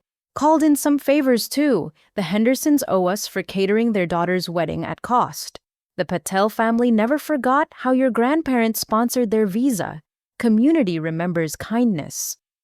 My phone buzzed with notification after notification. Donations pouring into the bakery's emergency fund Agnes had apparently set up an hour ago. $10 from regular customers. 1,000 from the wealthy Williams family whose parties we'd catered for decades. The community we'd served was serving us back. But even with miracles, we were short. The math was cruel. 290,000 gathered 10,000 shy of salvation. The clock showed 30 hours remaining. I'll negotiate, I decided. Show them we have most of it, promise the rest. "They don't negotiate," Dad said. You heard Dimitri. Full payment or flames. My phone rang. Derek's name appeared, surprising everyone. Go, I heard about your situation, he said without preamble. My investigator keeps me informed. I'm willing to help, but I need something in return. What could you possibly want from us? Closure. A face-to-face meeting with Sarah where she admits everything she did. No lies, no manipulation, just truth. I'll cover your shortfall and add extra for repairs if you arrange it. I looked at my parents, seeing my own conflict reflected in their faces. Using Derek's pain to save ourselves felt wrong, but letting the bakery burn felt worse. I'll try, I promised, but Sarah might refuse. Then you'll lose everything. Your choice. The next morning, I stood before Dmitry Volkov with 2 duffel bags and shaking hands. He counted methodically while the scarred man lit matches, letting them burn down before dropping them inches from our wooden floor. 290,000, Dmitry announced. You're short. 10,000, coming within hours, I said. You have my word. Your word means nothing. Your sister's word meant nothing, only money talks. He nodded to his associate, who pulled out a gasoline can. Maybe partial payment buys partial building. We burn half, you keep half. Fair. Wait. I pulled out my phone, showing him the donation page. Look, 340,000 raised. It's clearing the bank now. Give me 2 hours. Dmitry studied the screen, then my face. You liquidated everything for family business. Everything. Something shifted in his expression. Respect, maybe, or recognition of sacrifice he understood. 2 hours, but I leave Ivan here to wait. If money doesn't arrive, he starts the fire. No more extensions. They left one man behind, the scarred one, who played with his lighter like a rosary. Mom made him coffee. Dad swept floors, and I refreshed my banking app obsessively. Agnes arrived with her mattress money and a stream of locals delivering cash donations. 90 minutes later, Derek walked through our front door. He placed a briefcase on the counter, nodding to Ivan. 300,000 plus 50,000 for the community that raised the rest. Full payment with interest. Ivan counted twice, made a phone call, then left without a word. We stood in stunned silence until his car disappeared. Thank you, I managed. The meeting with Sarah isn't necessary. Derek looked around the bakery, seeing past its wounds to its bones. This place, these people who'd give everything to save it, that's what Sarah never understood. Value isn't in money or status. It's in connection, legacy, lives touched. He turned to leave. I'm investing 50,000 in the bakery, not for Sarah, not even for you, for the community that deserves to keep its heart beating. He left before we could protest, dignity intact, despite everything my sister had stolen from him. Dad sank onto a stool, head in his hands. Mom wrapped her arms around him, then reached for me. We stood there, 3 survivors of a war we'd never asked to fight. We saved it, Mom whispered. Somehow we saved it. Agnes began pulling out mixing bowls. Less crying, more baking. Grand reopening tomorrow. This community showed up for us. Time we show up for them. As I measured flour, I thought about sacrifice and redemption. Sarah had nearly destroyed us. But in fighting to survive, we discovered something she'd never understood. True wealth wasn't in hidden cash or gambling wins. It was in people willing to empty their pockets for neighbors in need. In a man who'd transform his pain into purpose. In the choice to rebuild rather than revenge. My phone buzzed. A text from an unknown number. Heard you made payment. Good. Your sister owes other debts to other people. Some can't be paid with money. Watch your backs. A friend. I deleted it, focusing on the feel of dough beneath my hands. Whatever other storms Sarah had created, we'd weather them. We'd proven that love, community, and courage could stand against greed, addiction, and betrayal. The bakery would reopen tomorrow, and I'd be there aproned and ready to serve the people who'd saved us. Because that's what family does. Not the family that shares your blood necessarily, but the one that shares your values. The one that shows up when flames threaten, when hope fades, when starting over seems impossible. That family, I'd learned, was worth any sacrifice. The FBI raid came during our grand reopening. 300 customers packed Sweet Memories Bakery celebrating our survival when federal agents stormed through the front door. They weren't there for us, but for the man standing in our kitchen. Marcus Volkov, dressed as a health inspector, had been photographing our renovated basement. Agent Patricia Williams caught him red-handed with blueprints and what looked like insurance documents. "Going somewhere, Mr. Volkov?" she asked as officers secured him in handcuffs. The revelation unfolded like a nightmare in daylight. Marcus hadn't just been Sarah's creditor, he'd been her partner in a deeper deception. While we'd scrambled to pay debts, they'd been planning to burn the bakery anyway and split the insurance payout. James Morrison emerged from the crowd no longer, just Derek's investigator, but revealed as an undercover federal agent. "We've been monitoring Volkov's operations for months. Your sister became our inside track, though she didn't know it." "I don't understand," Dad said, clutching Mom as uniforms evacuated confused customers. Agent Williams pulled out a tablet showing security footage from the county jail, Sarah in her cell speaking on a contraband phone. "Set it for Sunday during the reopening. Maximum witnesses for accident story. My family's too stubborn to stay away. Once it's done, wire my share offshore." Mom's legs gave out. Agnes caught her, guiding her to a chair while Dad stood frozen. I felt something break inside my chest, a final innocence I'd protected despite everything. "She was going to let us die," I whispered.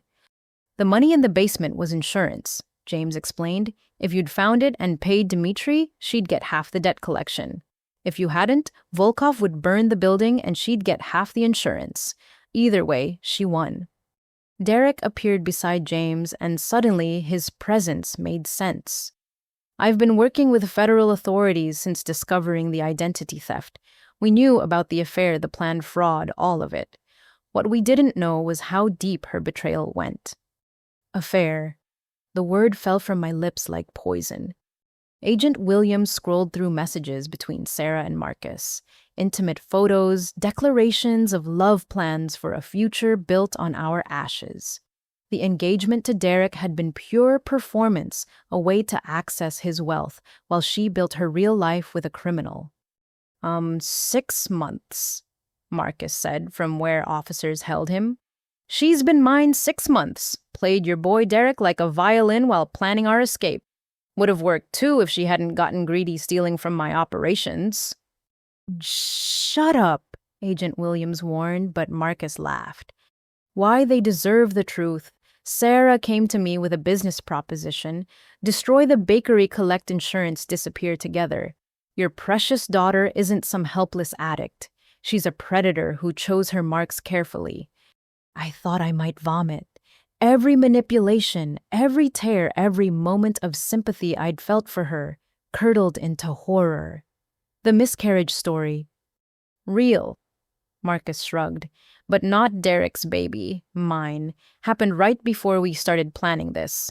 She said losing it freed her to do what was necessary." Dad lunged at him, but officers intervened. "You're lying. Sarah she couldn't." "We believe what you want," Marcus sneered as they dragged him away. "But ask yourself who suggested the renovation last year, who pushed for maximum insurance coverage, who made sure you'd all be here today. One big, happy target." The pieces clicked horribly into place. Sarah's enthusiasm for the bakery updates, her insistence on the best insurance policy. Even her arrest had been timed to establish an alibi while Marcus executed their plan. Agent Williams addressed our shock. "Sarah Winters isn't who you think she is. This isn't her first identity or her first family. She's been running variations of this scam for 8 years across 3 states. "That's impossible," Mom protested. "She's our daughter. We have birth certificates, photos from childhood." "Where, of your real daughter," James interrupted gently, "who died in Thailand 8 years ago. The woman you've been calling Sarah is actually Jennifer Marsh, a professional con artist who studied your family for months before approaching you with falsified credentials." The world tilted. I grabbed the counter for support as Agent Williams continued her devastating revelations.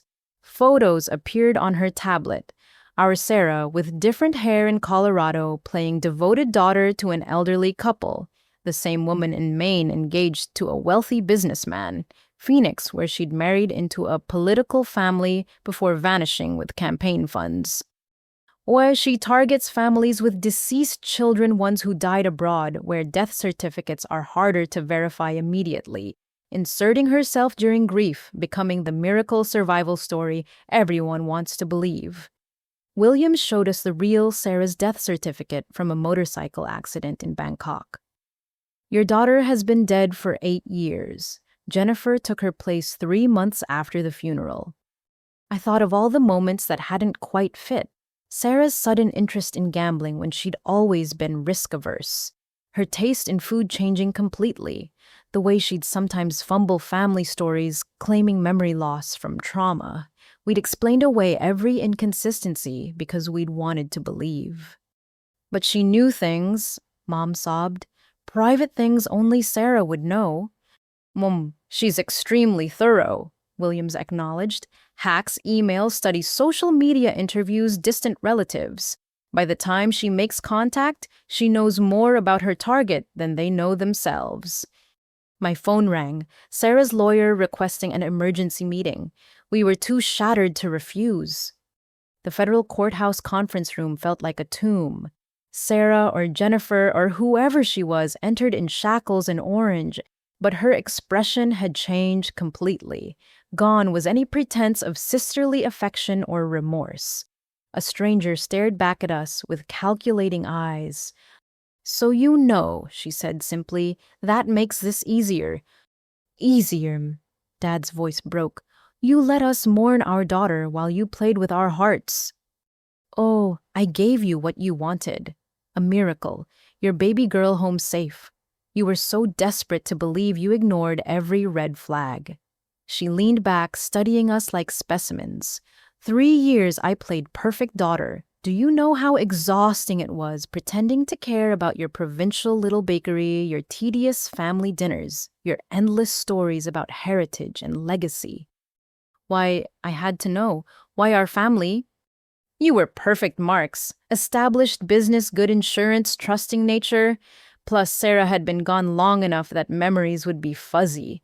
I could shape myself into whatever you needed. She smiled, the expression chilling on a face we'd kissed goodnight countless times. "You should thank me. I gave you 8 years of happiness you wouldn't have had otherwise." "You stole our daughter's memory," Mom spat. "Perverted our grief into your con game." "I gave your daughter's memory life. Without me, she'd just be a sad story and fading photos. I made her real again, even if it was a lie." Agent Williams entered with documents. "Ms. Marsh has agreed to full cooperation in exchange for a reduced sentence. She'll detail every con, every victim, every partner like Volkov, including where the remaining stolen funds are hidden." "I don't care about money," I said. "I want to know about our real sister. What happened in Thailand?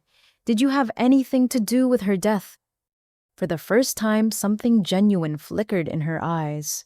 "No, Sarah was dead when I found her story. Motorcycle accident, like the report said. Young American girl alone in a foreign country family, too grief-stricken to investigate thoroughly. It was opportunity, nothing personal." "Nothing personal?"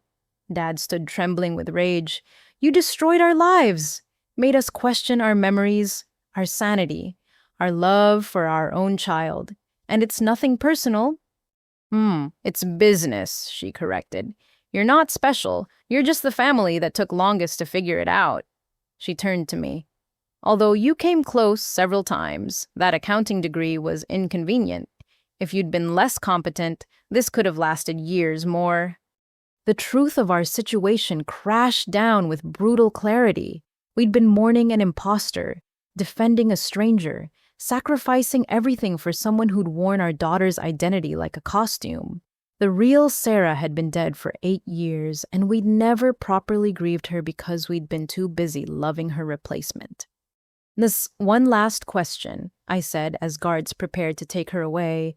Was anything real? Any moment in 3 years where you felt actual connection to us? She paused at the door, considering. The Christmas you taught me to make Grandma's strudel. For a moment, I forgot I was working. It felt like belonging somewhere. Then the mask returned. But feelings are dangerous in my profession. They make you sloppy. Like Sarah made me sloppy, falling for Marcus, stealing from the wrong people. Without emotions, I'd have gotten away with it all. They led her away, leaving us with the wreckage of revealed truth. Our daughter was dead. Had been dead. Every memory from the past 3 years was tainted with deception. The woman we'd protected, worried over, loved unconditionally, had been studying us like marks the entire time. Agent Williams remained behind. There are resources for victims of long-term identity fraud, therapy support groups, legal assistance reclaiming assets. What Jennifer Marsh did to you is a form of psychological torture. Healing will take time. Time, Mom repeated hollowly.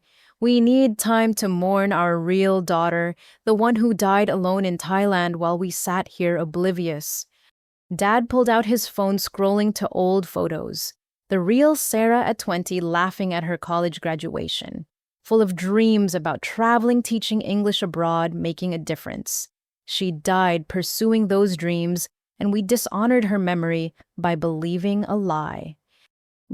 We'll help you, Agnes said softly. She'd waited in the corner, silent support through the horror. The community will help. You're not alone in this. But we were alone in ways that mattered. The daughter we'd thought we were saving had never existed. The crisis we'd survived had been orchestrated by the person we'd trusted most. Every sacrifice, every desperate measure, every moment of hope had been manipulation.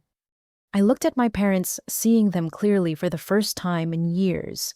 Older, certainly, broken by revelation, but still standing, still together. The bakery remained, saved by community love and federal intervention. Our family name would be cleared once the truth emerged. The real truth this time. We need to have a proper funeral, I said quietly, for Sarah, the real Sarah, the one who deserved better than being forgotten while an imposter stole her life. Mom nodded through tears. Dad reached for both of us. We stood in that sterile conference room, finally mourning the daughter and sister we'd lost 8 years ago. Tomorrow would bring more revelations, more pain, more processing of an impossible betrayal. But today we'd begin the work of remembering Sarah as she'd actually been, not as someone else had pretended to be. The bakery would reopen again. The community would support us. Life would continue, but it would be different now, built on truth rather than beautiful lies. And somehow that felt like the first real thing we'd experienced in years. The federal courthouse in Philadelphia became our second home over 6 weeks of testimony. Media trucks lined the street, dubbing it the trial of the decade, as Jennifer Marsh faced 43 counts of fraud, identity theft, money laundering, and conspiracy across multiple states. I sat in the witness box on day 12, staring at the woman who'd stolen my sister's life. She'd transformed again for trial, wearing conservative suits and minimal makeup, playing the reformed criminal seeking redemption. But I saw the calculation in every gesture, every carefully dabbed tear. Ms. Winters, Ballet Prosecutor David Chen began, "Please describe the moment you realized the defendant wasn't your sister." I steadied my voice. When Agent Williams showed us the death certificate, 8 years of memories just shattered. Every birthday, every holiday, every time she called me for advice. All of it was performance. "Objection," Jennifer's lawyer interrupted. "Speculation about my client's emotional state." "Sustained. Stick to facts, Ms. Winters." I nodded, refocusing. The defendant accessed our family through obituary notices and social media. She studied our real sister's online presence for months. When she made contact, claiming amnesia from the accident, she knew enough details to seem genuine. The prosecutor displayed evidence on courtroom screens, Sarah's original Facebook posts from Thailand, Jennifer's research notes recovered from encrypted drives, side-by-side photos showing the subtle differences we'd missed, explained away by trauma and time. She didn't just steal Sarah's identity, I continued. She stole our chance to grieve properly. For 8 years, we believed our daughter and sister survived. We adapted to her changes, thinking trauma had altered her personality. Instead, we were living with our daughter's murderer. Objection. The defense attorney stood. There's no evidence Ms. Marsh was involved in Sarah Winters' death. Sustained. The jury will disregard that characterization. But the damage was done. I'd planted the seed every family member felt. Whether or not Jennifer had physically caused Sarah's death, she'd murdered her memory, perverted her legacy, turned her into a tool for profit. Cross-examination came hard and fast. Jennifer's lawyer, a sharp woman named Patricia Hoffman, attacked our credibility. Isn't it true you were estranged from your sister before her trip to Thailand? We'd had an argument about her traveling alone. I was protective, worried about her safety. My voice caught. Turns out I was right to worry. So when someone claiming to be Sarah returned, you were eager to reconcile, perhaps eager enough to overlook inconsistencies. We were grieving. The defendant exploited that grief. Or you saw what you wanted to see. A second chance with a sister you'd failed to protect. The words stung because they held truth. We had been eager to believe. Every strange behavior became proof of trauma rather than deception. Our love had made us perfect victims. Day 15 brought Derek to the stand. He testified with quiet dignity about their relationship, the financial theft, the planned arson. But the moment that silenced the courtroom came when Prosecutor Chen asked about children. She told me she couldn't have children, Derek said. Medical complications from a teenage eating disorder. I accepted it, said we could adopt. She cried with what I thought was relief. His jaw tightened. Agent Morrison found medical records. Jennifer Marsh had her tubes tied at 22. Everything was calculated, even her fake vulnerabilities. Jennifer's mask slipped for a second, irritation flashing at being exposed so thoroughly. She'd played every angle, manufactured every emotion, and Derek's testimony stripped away her final pretenses. But nothing prepared us for day 20 when Jennifer's real parents took the stand. Eleanor and William Marsh looked like ghosts of respectability. Their daughter had been missing for 10 years, leaving behind a trail of small cons and burned bridges. They'd hired private investigators, followed false leads, grieved a child who chose crime over family. "Oh, she was brilliant," Eleanor whispered into the microphone. "Tested genius-level IQ at age 8. Could have been anything she wanted, but she got fascinated with becoming other people. Started with school plays, then lying about achievements, then stealing identities in high school. We tried therapy interventions, tough love. Nothing worked." William's testimony was harder. "She came home once 5 years ago, needed money, of course, but for a moment she was our Jenny again, laughing about old memories, promising to get help." He looked at his daughter. "Then we woke up to find our bank accounts emptied and Jenny gone. Haven't seen her since." Jennifer watched her parents with the same detached interest she'd shown us. No remorse, no recognition of pain caused, just analysis of their performance, probably noting weaknesses for future use. The prosecution's final witness shocked everyone. Marcus Volkov testifying via video link from federal prison in exchange for reduced charges. His testimony revealed the full scope of their partnership. "Jenny approached me 2 years ago with the bakery scheme," he said in accented English. "But she'd been planning longer. Showed me notebooks full of research. Your family wasn't random. She'd narrowed down 3 possibilities, picked you because the real daughter died far away and you had good insurance." "What about their relationship?" Chen asked. "You claim to be engaged." Marcus laughed. "Jenny doesn't do relationships. She does roles. I was playing love-struck criminal. She was playing desperate woman. Both of us knew it was business. The pregnancy story, complete fabrication to manipulate sympathy. She's never been pregnant, can't be, but tears sell better than truth. When defense presented their case, Jennifer took the stand against counsel's advice. She decided to represent herself through testimony, one final performance. As she settled into the witness chair, her entire demeanor transformed. Gone was the meek defendant. In her place sat a confident professional treating the courtroom like her personal stage. "Oh, let's dispense with fiction," she began. "Yes, I impersonated Sarah Winters. Yes, I took money. Yes, I planned various schemes with Mr. Volkov. But let me ask you something. Who did I really hurt?" The prosecutor objected, but she continued. "The Winters family got 3 years with their daughter. They felt joy, love, connection.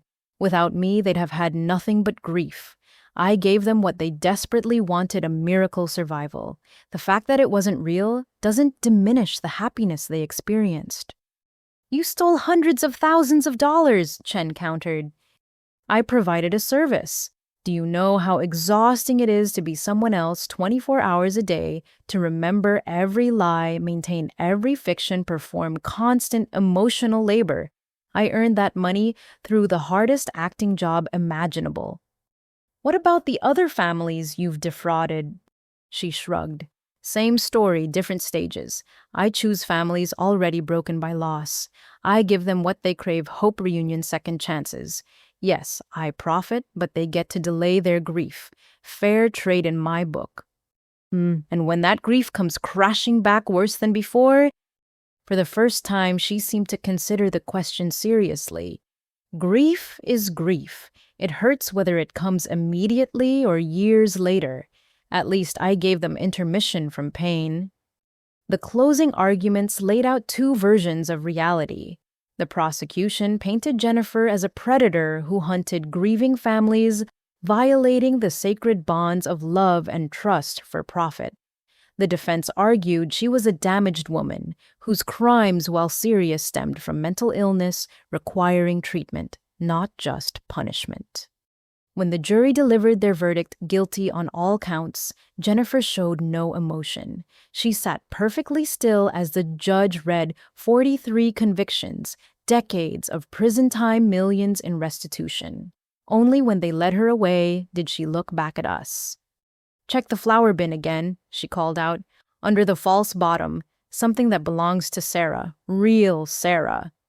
Despite everything, we looked. Beneath where we'd found the money sat a waterproof pouch. Inside were Sarah's original journal from Thailand, recovered photos from her camera, and a USB drive containing videos she'd made for us before leaving.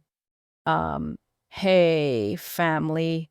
Sarah's real voice spoke from my laptop screen that night. Young, vibrant, full of dreams. "If you're watching this, something probably happened to me. Morbid, I know, but traveling alone makes you think about mortality."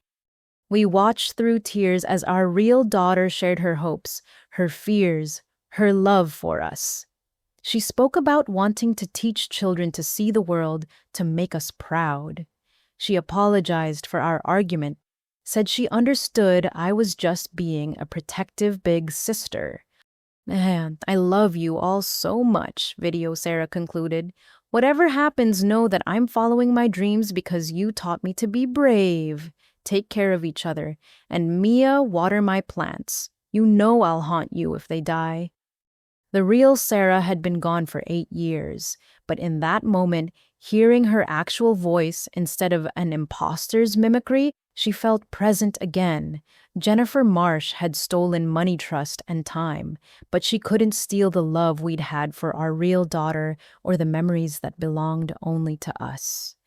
As we sat in the bakery that night, surrounded by community members who'd become our chosen family, I realized something.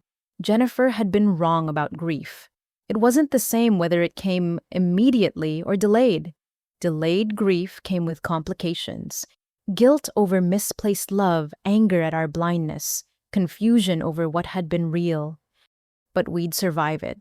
We'd survived her manipulations, Volkov's threats, financial ruin, and public humiliation.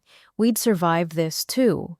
And somehow, in honoring the real Sarah's memory while building new life from the ashes of deception, we'd find peace. The trial was over. Jennifer Marsh would spend decades in prison, her other victims getting their own justice. But our trial, learning to trust again, to love without fear of deception, to remember Sarah as she'd truly been, that would take much longer.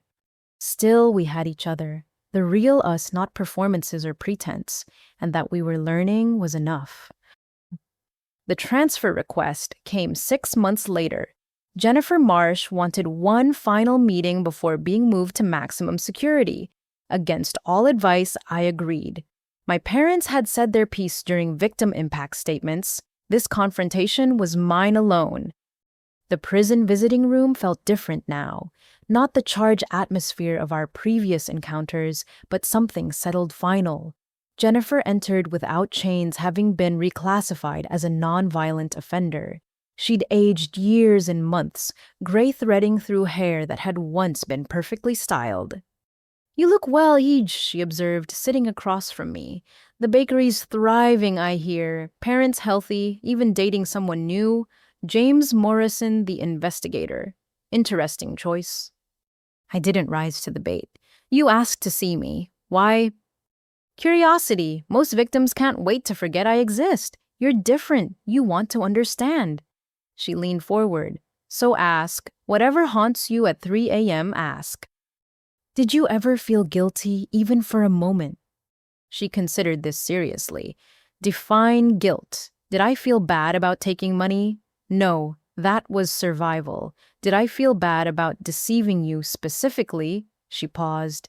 "Christmas morning, year 2. You gave me Sarah's childhood necklace, the one your grandmother had given her. Said I should have it since I'd lost so much in Thailand." "I remember. I almost broke character, almost told you everything. The trust in your eyes, the pure love, it was—" She searched for words. Uncomfortable. I locked myself in the bathroom and nearly vomited, came closest to abandoning the con that day. "But you didn't." "And no, I convinced myself you were happier with the lie, that keeping your hope alive was a kindness." She laughed bitterly. "The stories we tell ourselves to justify cruelty." "Why our family specifically? Marcus said you had 3 options." "The others were wealthy, sure, but their grief was cleaner. They'd processed their losses, moved forward. You were still raw after 3 years. Still had Sarah's room exactly as she'd left it. Still set her place at holiday dinners. You needed her to be alive more than the others." She met my eyes. "I chose you because you were the most vulnerable. I'm not proud of that, but I won't lie about it now." The honesty stung more than her previous manipulations. "The gambling addiction, was any of that real?" "Yes and no. I do gamble compulsively, but not the way I portrayed. For me, the con is the gamble. The rush of becoming someone else, maintaining the fiction, seeing how far I can push before it collapses. Your family was my longest game. 3 years of sustained performance. The actual casino visits were just props for the character. And Marcus? Mutual exploitation. He thought he was using me to access your business. I was using him for protection and resources. Neither of us felt anything beyond professional respect for skilled criminality." She tilted her head. "Does knowing the truth help, or does it hurt more?" "Both," I admitted. "Every real answer reveals 10 new lies. You're like Russian nesting dolls of deception." "Whoa, accurate metaphor."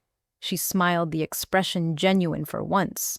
"Want to know the biggest irony? I was better at being Sarah than I've ever been at being Jennifer. Your parents' love, your protectiveness, the bakery's warmth, it created the closest thing to a real person I've ever been. Prison psychologists say I have an identity disorder, no stable sense of self." "So you steal others." "I become others. Crucial difference. I don't just take their names and money. I inhabit their lives completely. Method acting taken to criminal extremes." She gestured around the visiting room. "This place is almost relaxing. No performance required. Just Jennifer Marsh, whoever that is." The parents who visited during trial, they seemed to love you once. Her mask cracked slightly. Bill and Eleanor Marsh are good people cursed with a broken daughter. I started stealing identities to escape them, funny enough. They wanted Jennifer to be a doctor, lawyer, respectable professional. But Jennifer was nothing nobody. Empty vessel waiting to be filled with other people's expectations. She straightened. Don't psychoanalyze me, Mia. I chose my path with full awareness. Childhood trauma explains but doesn't excuse. Then what does this meeting accomplish? Why did you need to see me? Because you're the only one who really looked for truth. Parents, Derek authorities, they all wanted simple answers. Evil woman deceives innocent family. But you kept digging even when it hurt. You wanted to understand the whole person, not just the criminal. And I wanted one person to see me, actually see me, not a character or construct.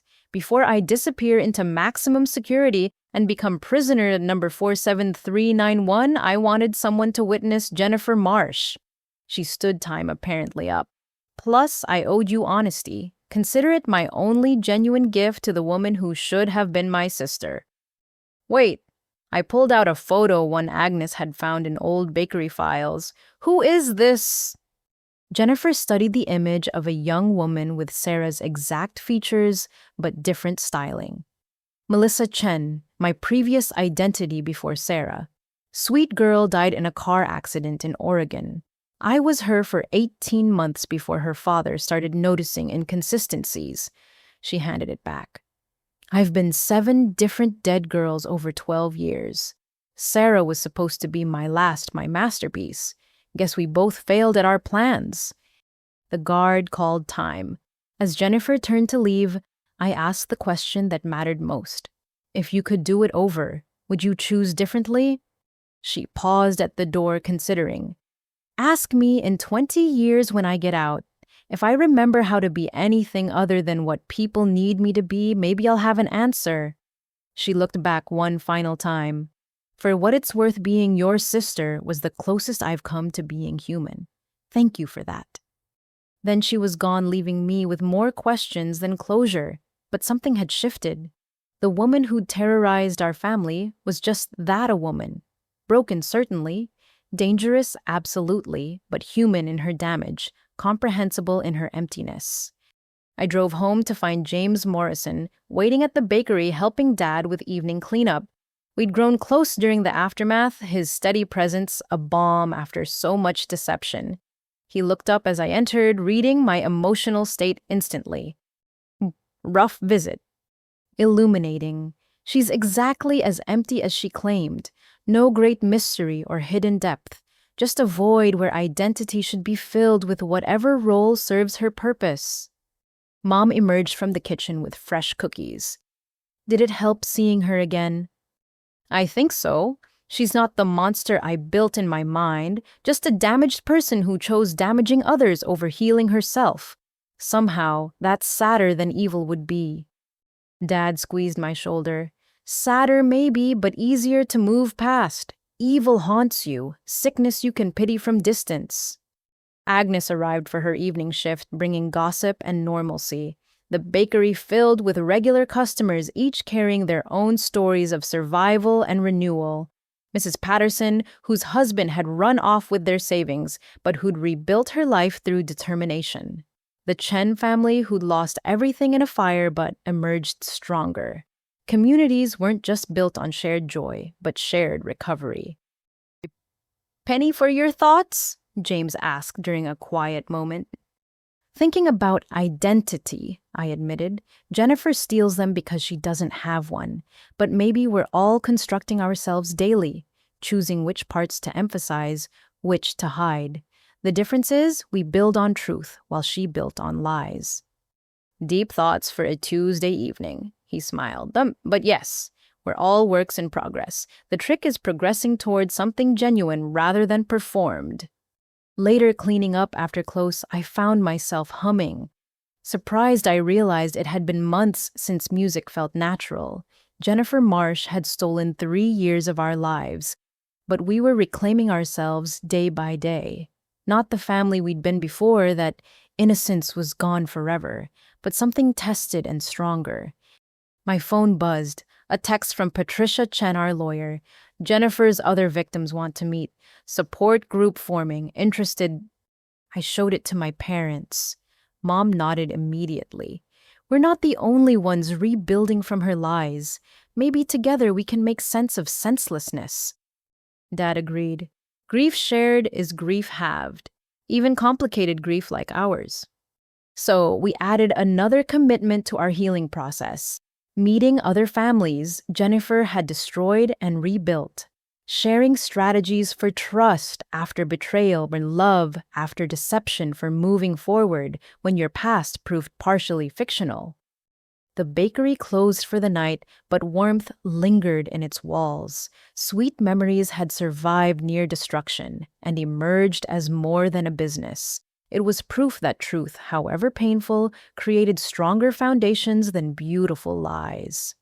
As I walked to my car, James beside me talking about weekend plans, I thought about Jennifer's question. Would I choose differently if I could do it over? Would I trade 3 years of false sister for the immediate grief of real loss? No, because those 3 years of deception had taught us to value authenticity, the community that rallied to save us, the love that survived betrayal, the strength found in facing truth. Even Jennifer's emptiness had shown us how full our real lives were. She'd asked me to witness Jennifer Marsh, and I had. But more importantly, I'd witnessed us, the Winters family scarred but standing, the bakery threatened but thriving, the community tested but united. We were all witnesses to resilience, to the human capacity to rebuild after devastation. Jennifer would spend decades in prison, becoming whoever survival required. But we'd spend those same decades becoming more fully ourselves. And the difference, that choice between construction and destruction, between truth and performance, made all the difference. The future stretched ahead, uncertain but honest. We'd face it with eyes, open hearts, cautious but willing, surrounded by people who'd proven their love through action rather than words. Jennifer had been right about one thing: being human was harder than being fictional, but it was also infinitely more worthwhile. 1 year after Jennifer's conviction, the media circus finally died down. Sweet memories. Bakery had transformed from a crime scene to a symbol of community resilience. The morning I hung our new sign, hand-carved by a local artist with the words, "Honest food, honest people," felt like a new beginning. Derek Pemberton arrived during the lunch rush, his presence causing a small stir among customers who remembered the scandal. But he walked straight to the counter where I was boxing pastries, his manner relaxed in ways it hadn't been during our crisis. "Mia, could we talk? I have a proposal." We sat at the corner table, the same one where desperate plans had been made months earlier. Derek looked healthier, the haunted quality gone from his eyes. I've been thinking about investment," he began. "Not charity or pity, but genuine business partnership. Sweet memories represent something rare, authenticity in an artificial world." "Derek, you already gave us 50,000. We can't take more." I'm not giving, I'm investing. Market research shows artisan bakeries with compelling stories outperform chains by significant margins.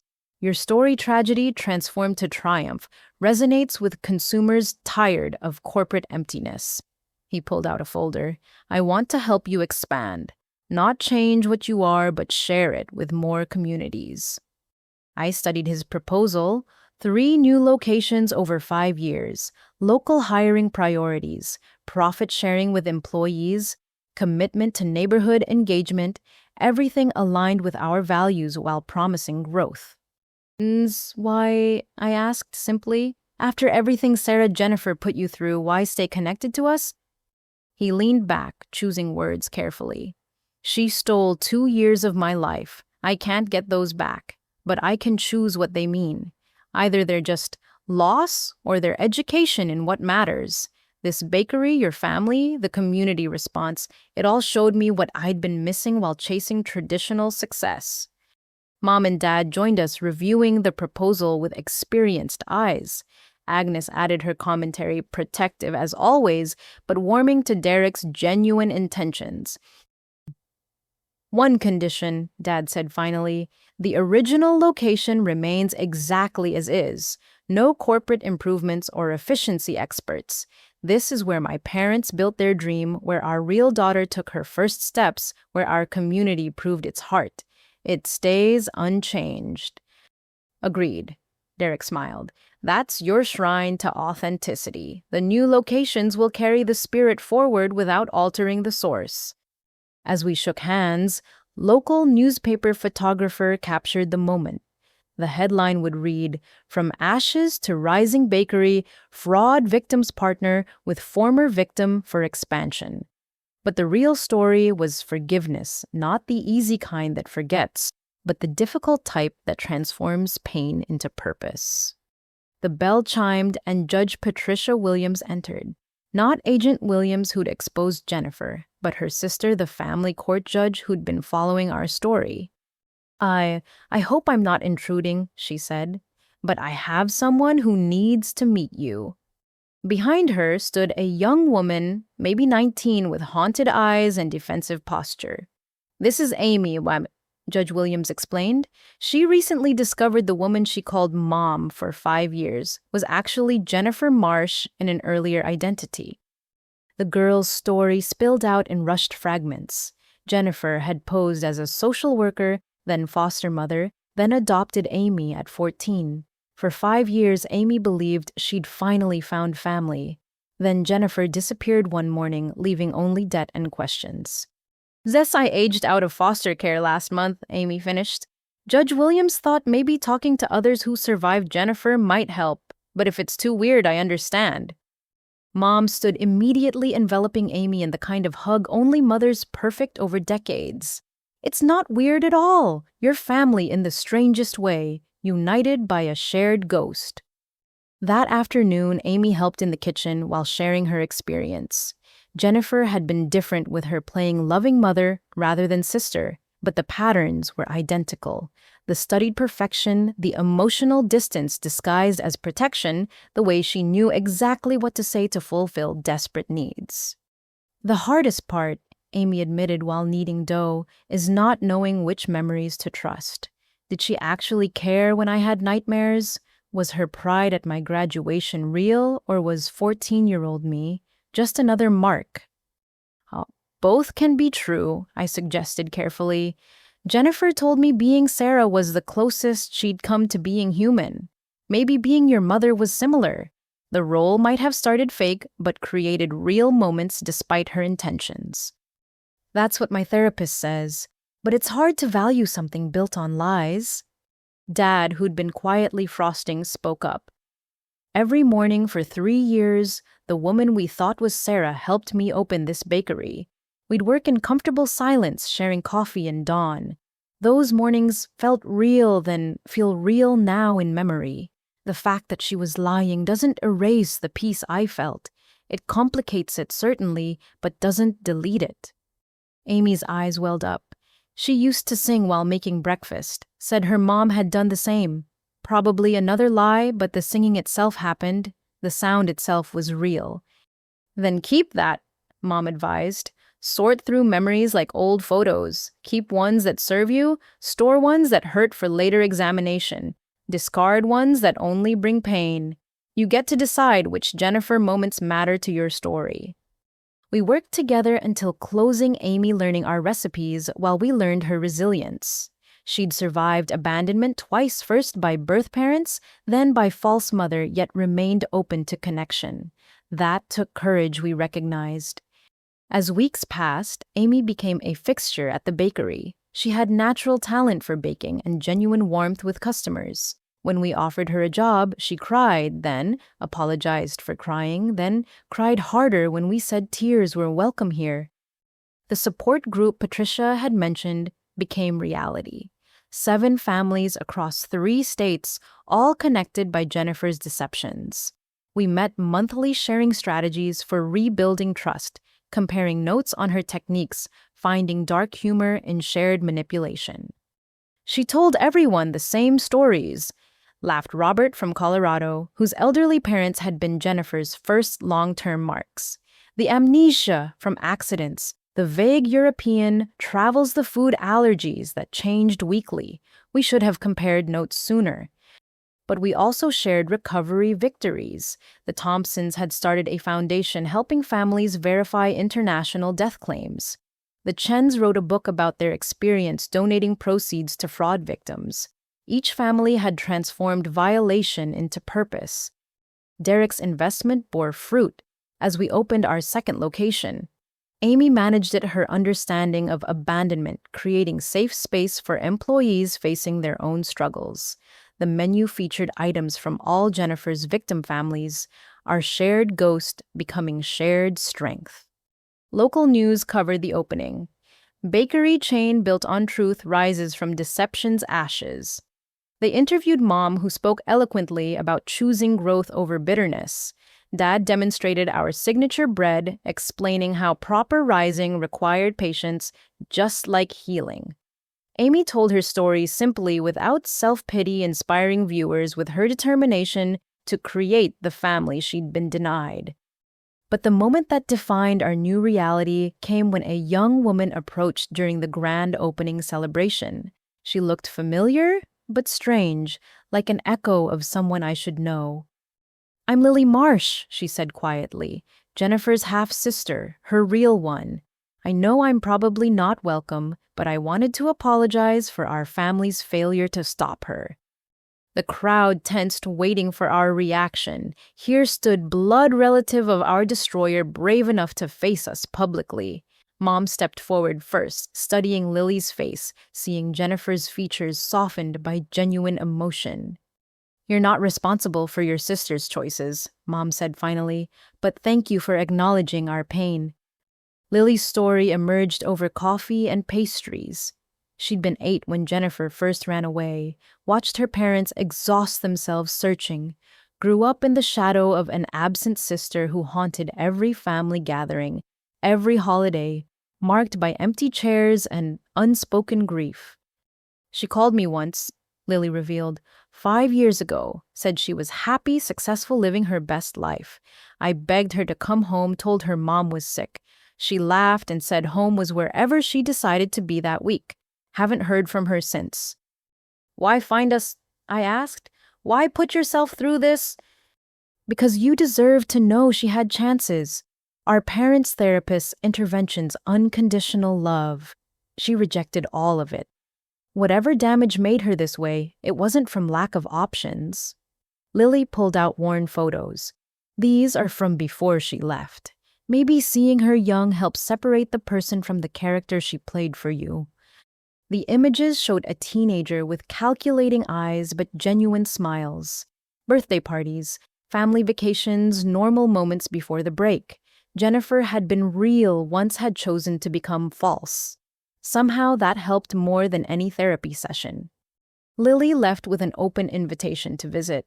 Not forgiveness exactly, but recognition that family sins shouldn't transfer to innocent relatives. She sent a thank you card later with a pressed flower, the kind of genuine gesture her sister could only have mimicked. Our third location opened on the 2-year anniversary of everything unraveling. The ribbon cutting felt like victory over more than business challenges. We'd survived betrayal, exposure, judgment, and lost to build something stronger than what had been stolen. James Morrison proposed that evening in the kitchen where I'd first shown him evidence of Sarah's theft. "Seems appropriate," he explained, "where truth began between us." I said yes, surrounded by flower and family, real and chosen. Mom cried happy tears while Dad started planning the menu. Agnes threatened to make the cake herself despite arthritis. Amy hugged us both, whispering that she'd finally learned what real family looked like. The wedding happened at the original bakery, small and perfect. Jennifer's victims attended our strange, extended family united by survival. Derek brought his new fiancée, a teacher who loved him for his kindness rather than wealth. Judge Williams officiated, weaving themes of trust rebuilt and love proven through trials. During toasts, I thought about the sister I'd lost twice, once to death, once to deception.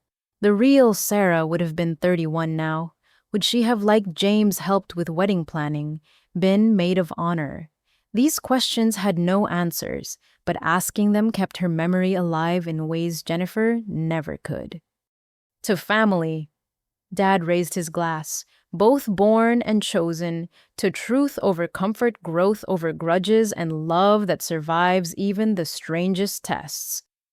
We toasted, laughed, danced badly to Agnes's playlist.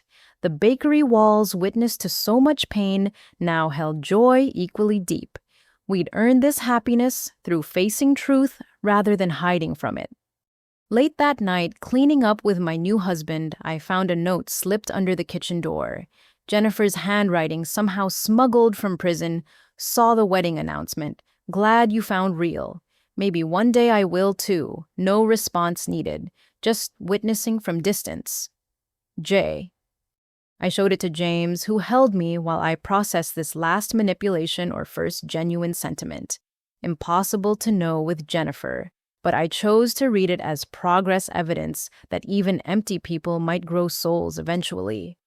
We burned the note in the oven where thousands of loaves had risen. The smoke carried away the last of her hold over us. Tomorrow would bring new challenges, new joys, new chances to choose truth over beautiful lies. The bakery stood ready, honest food for honest people.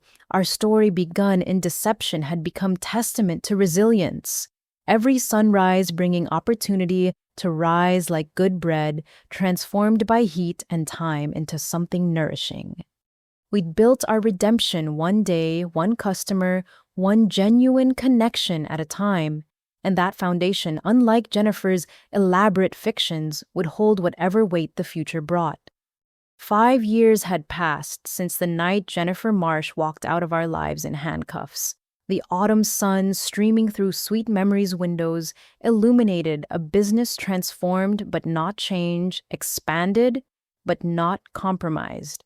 I stood behind the counter where 3 generations of my family had served this community, my 4-year-old daughter Rose helping me arrange the morning's fresh pastries with tiny, determined hands. Mama, this one's broken, she announced, holding up a slightly lopsided croissant. Broken things can still be beautiful, sweetheart, and they taste just as good. She considered this wisdom seriously, then took a big bite. You're right. James entered from the kitchen floor already, dusting his dark hair despite the early hour. He'd taken to baking like a natural finding piece in the precise measurements and patient waiting that good bread required. Our eyes met across the workspace, sharing the comfortable intimacy of partners in both life and business. The bell chimed, admitting Amy with her trademark bright smile and her fiancé Maria. Amy had grown into her role as operations manager for our 4 locations, her understanding of broken trust, making her exceptional at building genuine workplace culture. She'd also found love with Maria, a social worker who appreciated Amy's complex history without trying to fix it. Morning family. Amy called out the word family, still carrying special weight when she said it. Ready for the anniversary celebration. Today marked 50 years since my grandparents had opened Sweet Memories' doors. The irony wasn't lost on us that our darkest chapter had led to our brightest growth. What Jennifer had tried to destroy had instead become stronger, spreading across 4 neighborhoods, employing 60 people and serving thousands who valued authenticity over artifice. Mom and Dad arrived next, moving slower now but still vital. They'd officially retired last year but couldn't resist helping with special events. Mom immediately scooped up Rose, who squealed with delight. Dad surveyed the display cases with proprietary pride, adjusting items that didn't need adjusting. Agnes would be so proud, he murmured, and we all paused to honor our friend who'd passed peacefully 2 years ago, leaving us recipes and wisdom in equal measure. By noon, the bakery overflowed with community. Regular customers mingled with city officials, food critics sampled alongside construction workers, and 3 news crews captured what they called a story of American resilience. But for us, it was simpler.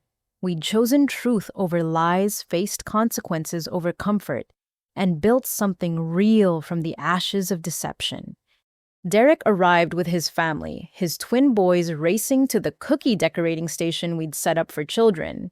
His wife, Sarah, yes, really, and we'd all learn to laugh about it, helped corral them while Derek joined us behind the counter. I have news, he said quietly. Jennifer's parole hearing is next month. They're required to notify victims. The mood shifted subtly. We'd known this day would come. 25 years had been reduced to 5 with good behavior and cooperation with authorities. Jennifer had apparently been a model prisoner, earning degrees, teaching literacy, showing all the signs of rehabilitation that parole boards loved. "Will you speak at the hearing?" Derek asked. I looked around at my family blood and chosen at the business thriving despite her efforts at Rose playing with other children without fear of betrayal. "I don't think so. She's not part of our story anymore. Hasn't been for years." Mom nodded agreement. "We've said everything that needed saying. Let the system decide. We have better things to focus on." James squeezed my hand, and I knew he was thinking of the second child we just learned was coming. Another life to add to our growing family, another person who'd know only the rebuilt version of us strong and whole. The afternoon brought surprises. The mayor presented us with a community service award. Food Network announced they'd chosen Sweet Memories for a documentary about family businesses surviving crisis. But the moment that touched us most came from an unexpected source. A young woman approached hesitantly, clutching a worn envelope. "Are you Mia Morrison? I have something for you. From my grandmother, Eleanor Marsh. She passed last month but wanted you to have this." Jennifer's mother had written to us. I opened the letter with trembling hands, reading aloud to my family. "Dear Winter's family, by the time you read this, I'll be gone, finally free from the pain of losing my daughter, not to death, but to choices I'll never understand. I wanted to thank you for showing me who Jennifer became in your care. For 3 years, she was the daughter I'd always hoped she'd be. Even if it was performance, you gave her a role worth playing. I'm leaving Jennifer's childhood items to you rather than her. Photos, report cards, art projects, evidence of the real person before she chose to become everyone else. Maybe your daughter would like to know the aunt she never had. Maybe it will help you understand that we loved her too before she made love impossible. William died believing Jennifer would find her way back to truth. I die knowing she won't, but grateful that you found your way forward despite her. Thank you for surviving what we couldn't. With respect and sorrow, Eleanor Marsh." The envelope contained pictures of young Jennifer Gaptooth school photos, finger paintings signed Jenny, a Mother's Day card promising to be good forever, evidence of a real child before the emptiness took hold. Rose studied them with serious eyes. "Is she the bad lady who hurt you?" my daughter asked with the directness of children. "She was someone who got lost," I explained carefully. "But we found our way, and that's what matters." The celebration continued around us, but I stepped outside for air. The same sidewalk where I'd stood years ago, shattered by false sister's betrayal, now held different weight. Couples walked by eating our pastries. Children pressed noses against our window displays. Life had continued fuller for having been tested. "You okay?" Amy joined me, understanding the need for quiet moments during public joy. "Just thinking about time, how it changes things. 5 years ago, I wanted Jennifer to suffer forever. Now I mostly hope she finds whatever peace is possible for someone that broken." "Well, that's growth," Amy observed, "or exhaustion. Hard to stay angry at ghosts." "Maybe both, but I'd rather focus on what we built than what she tried to tear down." We returned inside to find Rose teaching her cousins the secret of perfect bread. You gotta be patient and kind to the dough, just like with people. Wisdom absorbed through osmosis in a place that had learned both lessons hard. The party wound down as evening approached. Customers filtered out with boxes of celebration cookies, promises to return tomorrow, next week, always. Our small staff worked together to clean up the easy rhythm of people who'd chosen their workplace family carefully. Judge Williams stopped by on her way home as she did most Fridays. Heard about the parole hearing, she said quietly. Whatever you decide about attending, you've already won. This place, these people, your daughter learning strength from your example. That's victory over Jennifer's emptiness. As we locked up, I stood in the spot where everything had started, where I discovered Sarah's betrayal, where Agnes had shown me the evidence, where we'd made desperate plans to save what mattered most. The same tiles, the same walls, but everything else transformed. Ready to go home? James asked Rose, sleeping in his arms, her face covered in frosting from quality testing. Almost. I pulled out my phone, typing quickly, a message to the parole board, simple and final. Jennifer Marsh stole 3 years from our family through elaborate deception. We've spent 5 years rebuilding. Whether she serves 5 more years or 50 makes no difference to us now. We've moved beyond her reach. Grant or deny parole as justice demands. We trust the system and focus on our future. The Winters Morrison family. I hit send, feeling the last thread between us and Jennifer sever. She'd remain a chapter in our story, but not the ending. Not even close to the ending. We drove home through familiar streets, past our second location, managed by Amy, our third run by former employees who'd become partners, our fourth serving a neighborhood that had embraced us immediately, each one a testament to what grows when you plant truth in good soil. At home, after Rose was tucked in with stories and kisses, James and I sat on our porch swing, the same one from my childhood home, salvaged and restored like everything else in our lives. Think she'll make parole, he asked. Probably. She's good at playing whatever role gets her what she wants. Does that bother you? I considered while autumn leaves danced past. No, because whoever walks out of that prison won't affect us. We're not the same people she deceived. Those victims died and were reborn stronger. She's a stranger's problem now. We swung gently, planning tomorrow's special at the bakery, next month's holiday menu, next year's possible 5th location. The future spread before us. Uncertain, but honest, built on foundations that had proven earthquake-proof. My phone buzzed with our family group chat. Mom sharing photos from today, Dad complaining about his back but refusing to slow down, Amy announcing Maria had said yes to her proposal during the party, Derek confirming his investment in our latest expansion, the cousins planning next Sunday's dinner, real family, messy and imperfect and absolutely true. I thought about everyone who'd passed through our story, Agnes with her sharp eyes and warm heart, the community who'd rallied when we needed them most. Judge Williams and Agent Morrison, no relation to my husband who'd brought justice. Even Jennifer's parents, loving their broken daughter until it killed them. All of them had shaped us, refined us like fire refines gold. "What are you thinking about?" James asked, pulling me closer. How grateful I am for all of it, even the pain, because it led to this. That's very philosophical for 9 p.m. Rose asked me today if broken things could be beautiful, made me realize we're all broken croissants, slightly lopsided from our troubles, but still sweet, still nourishing, still worth savoring. He laughed, the sound echoing across our quiet street. I love you, broken croissant and all. Love you too, even covered in flour. We headed inside, checking on Rose once more, then preparing for bed, and another early morning at the bakery. Tomorrow would bring its own challenges and joys. But tonight we rested in the peace of a life rebuilt on truth, a business founded on authenticity, and a family that had survived the ultimate test. The real Sarah had been dead for 13 years now, But her memory lived in every loaf we baked, every customer we served, every choice we made to be genuine rather than perfect. Jennifer had tried to steal that legacy, but instead had refined it into something unbreakable.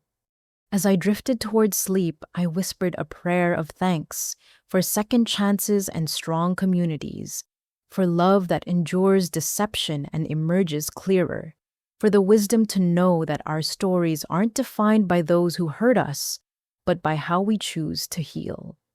Tomorrow, Sweet Memories would open its doors again, honest food for honest people, just as our sign promised.